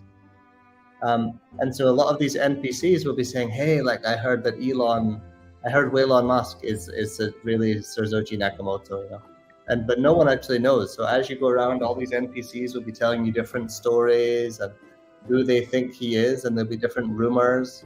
And I think there'll be a lot of mysteries to the storyline. It'll be really fun to actually start fleshing out all the NPC content over the next few months and having so many more of the mystery around who is Serzoji, and no one knows. Yes. He's just a great creator. Does he exist? Does he not? No one knows. And I think it's really cool. And the fact that I don't know if everyone has read the storyline, but the way that the goal of the Bezogi is to be Zoji, number one, and also to decentralize the world again, because the FUD King came in and he centralized everything. He took control of all the keys. And as a Bezogi, you're going to be fighting to take back the keys and to decentralize the blocks. So everything that's in that earning pool is basically in the FUD King's vault. He owns it, and you need to kill enemies. These consuming blocks summon these enemies. And every time you kill an enemy, you take the blocks back that he used to summon them. And basically, you're slowly but surely decentralizing the blocks again, back to the golden age. So the game will begin after the Great Rug Pull. So this is all the sort of the preamble, the story before the game starts. Chapter 4, 5, 6 sort of area will be when you're actually playing the game. So the beta will be based in Chapter 4. So the FUD King came in, he mined underneath Bullish, mined into the vault, stole the keys, and gained access to all of the blocks. Now he controls the keys to the blocks. Stole them from Serzoji. And basically the goal as the Bezogi is to take the keys back and to get all the blocks out of the FUD King's control to decentralize them. So it's a fight for decentralization. I think it's a really cool, for me anyway, I really love the storyline that the team have come up with and we've all come up with together. And I think it's going to be really fun. The mystery is the best thing about it, that no one knows who Bezogia is. And everyone has a different idea of who he is. Even the first section, people might not have noticed, but I don't know where we mention it, but we say the name of the white paper. Let me find it. Here we are. The magical blocks, a peer-to-peer magical cash system for Bezogia. So if you look at the Bitcoin, let me just share my screen here. Bitcoin white paper. It was a peer-to-peer electronic cash system. So we have the peer-to-peer magic cash system for Bezogia. So I think it's really, we've tried to include a lot of little references to blockchain with Bezogia Nakamoto, with, and everything in the game also is built around negativity online. And I think that basically everything that the FUD King creates, the enemies that he creates for himself are trolls, keyboard warriors, these sort of enemies, FUDders that are coming to attack you. And the goal of the Bezogia is to rid the world of the negativity as well. To rid it of negativity and to decentralize the blocks once again. So it's kind of, I think it ties into how the internet is with, all these negative comments that are online. People like to hide behind a mask online. And these enemies are basically people hiding behind the mask, And the Bezogia's job is to go in and rid the world of these people and the negativity. I think it's going to be really fun.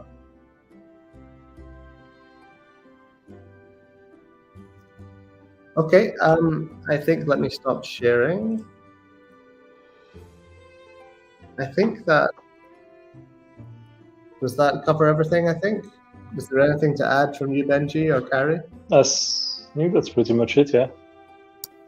Yeah, that was quite a bit we went over today. So I'm hoping a lot of questions were answered, and it's going to let everyone get through this AMA, and we'll see how the next one is. But I know, I appreciate you going through everything like that and answering. Yeah, it was long. I see a question that's good here. On chain, there is only one token. It's MBLK, magical blocks. There are not 8 tokens on chain. There's just 8 different colored blocks within the game itself. And they're all exchangeable directly for MBLK at a fixed rate. So you will be rewarded MBLK for staking and renting as well. Renting, we'll be able to calculate. If someone, we know the exact amount that is removed from the pool on that day, and we put that we put a percentage of that into the rental pool. So if let's say, I don't know, let's say 1 million blocks today were earned, and we would then take, let's say it was 30%, we would take 300,000 blocks and put them into the rental pool. Unless, not exactly, because some of the people will be using Bezogia that they own to play, but basically, of all the rented income, the rented earnings. I'm just seeing if there's any other quick questions that we need to go over. Ernesto typed out Corazon. I think that might be his wife's name. I think. Yeah, I think so. Yeah. Yeah, this is kind of true. The colored blocks you use do affect the breed and the attributes of the weapon, but the rarity is still randomized. Correct. There are different rarities of weapon within the game that you can create, but then within that weapon itself, let's say I choose to create like the top level of a great sword, for example. That is a high rarity weapon already. But then you get a purity level of that weapon, which is So then you kind of get like a rare, if you know what I mean. It makes a rare version of a rare weapon, but you'll also get a more common version of a rare weapon. So you might be making a rare weapon that is expensive, but it's only rare because it's expensive. Whereas the purity is the rarity of a weapon, no matter what the expense of that weapon, essentially. So a rusty sword will have, you could have a 0 purity one all the way up to 100% purity one. And the 100% purity will be very rare. So even though it's a rusty sword, which is quite common, you have a rare version of the rusty sword. And the same would be the same for a great sword. You would have a common version of that great sword, which is the great sword is already a rare weapon because it's expensive to create.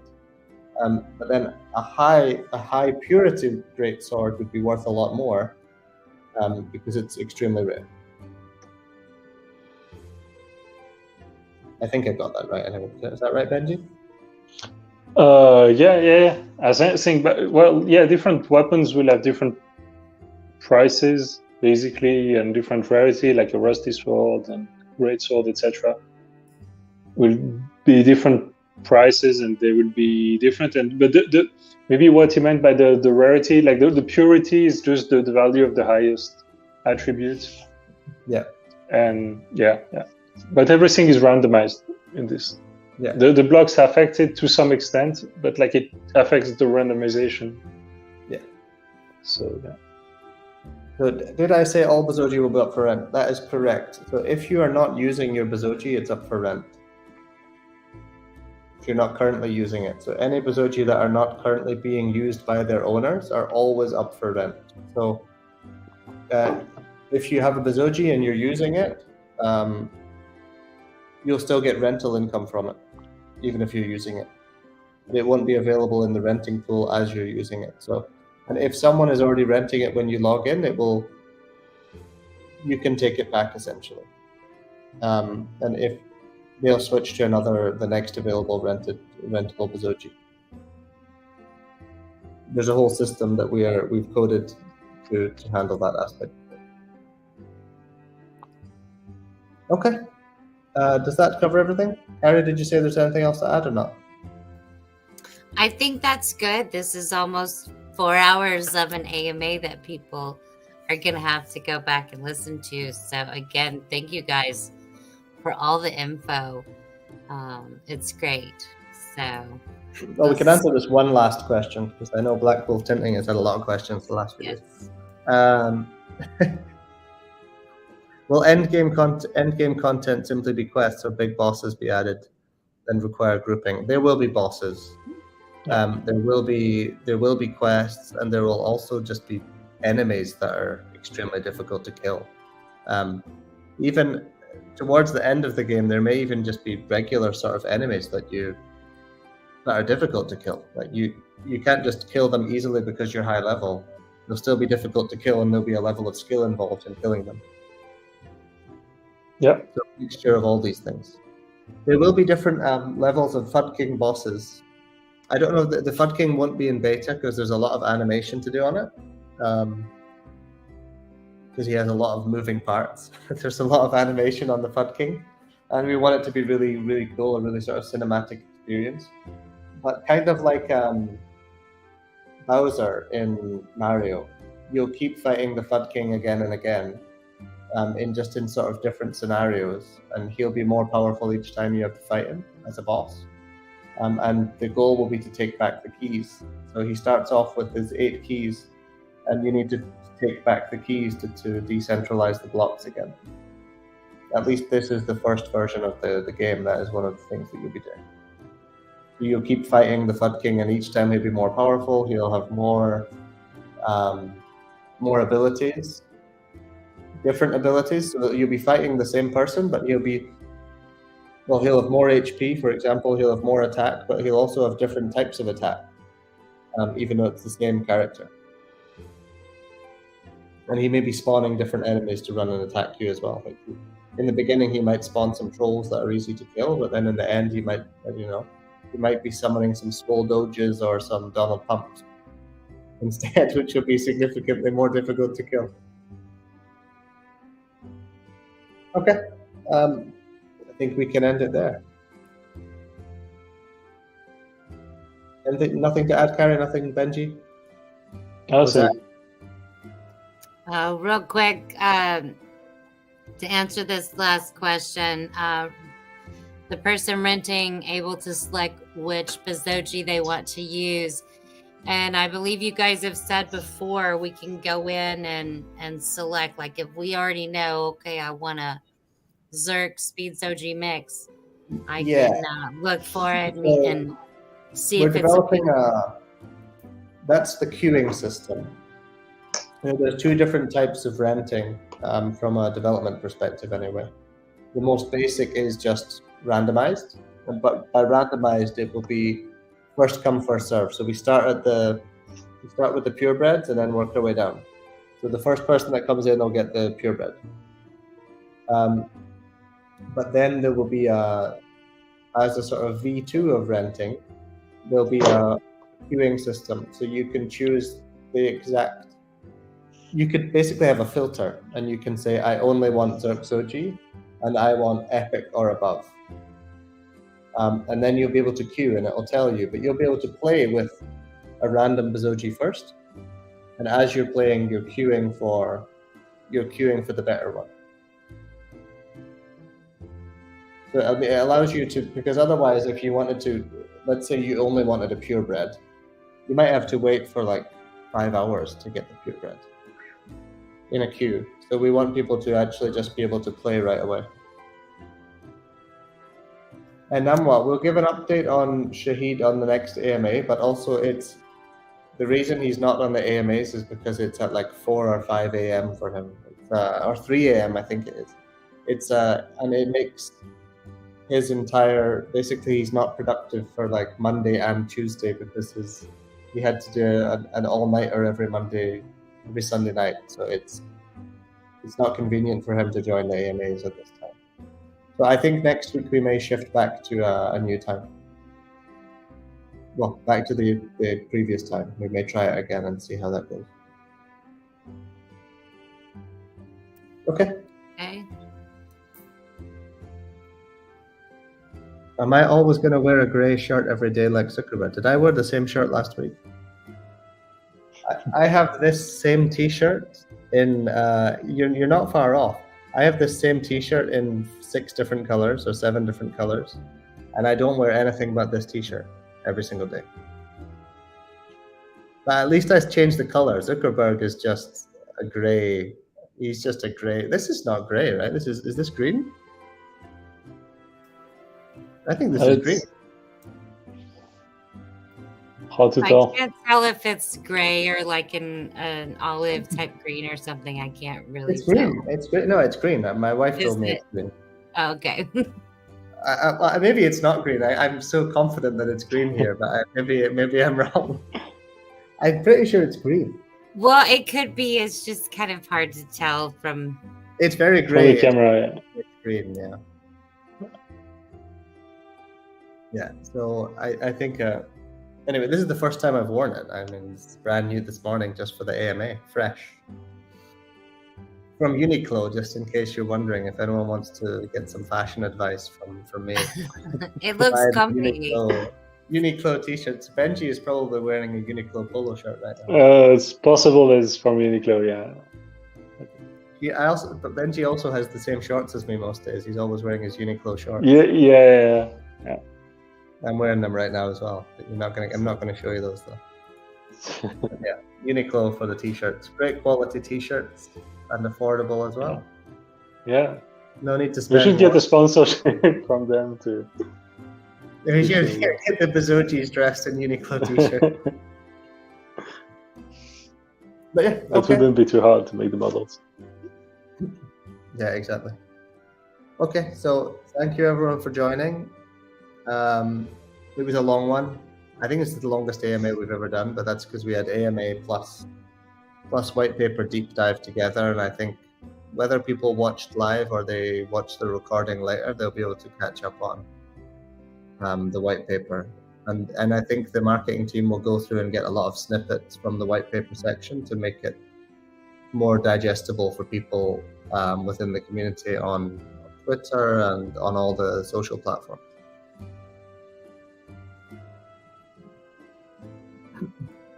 Okay. I answer the question. Someone is saying Big Daddy's question. I answered the Shahid question. It's currently 4 a.m. or 5 a.m. where he is, and it made him extremely tired on Mondays, and it made him unproductive for an entire day to join the AMA. So that's why he's not here. We'll give more of an update next week.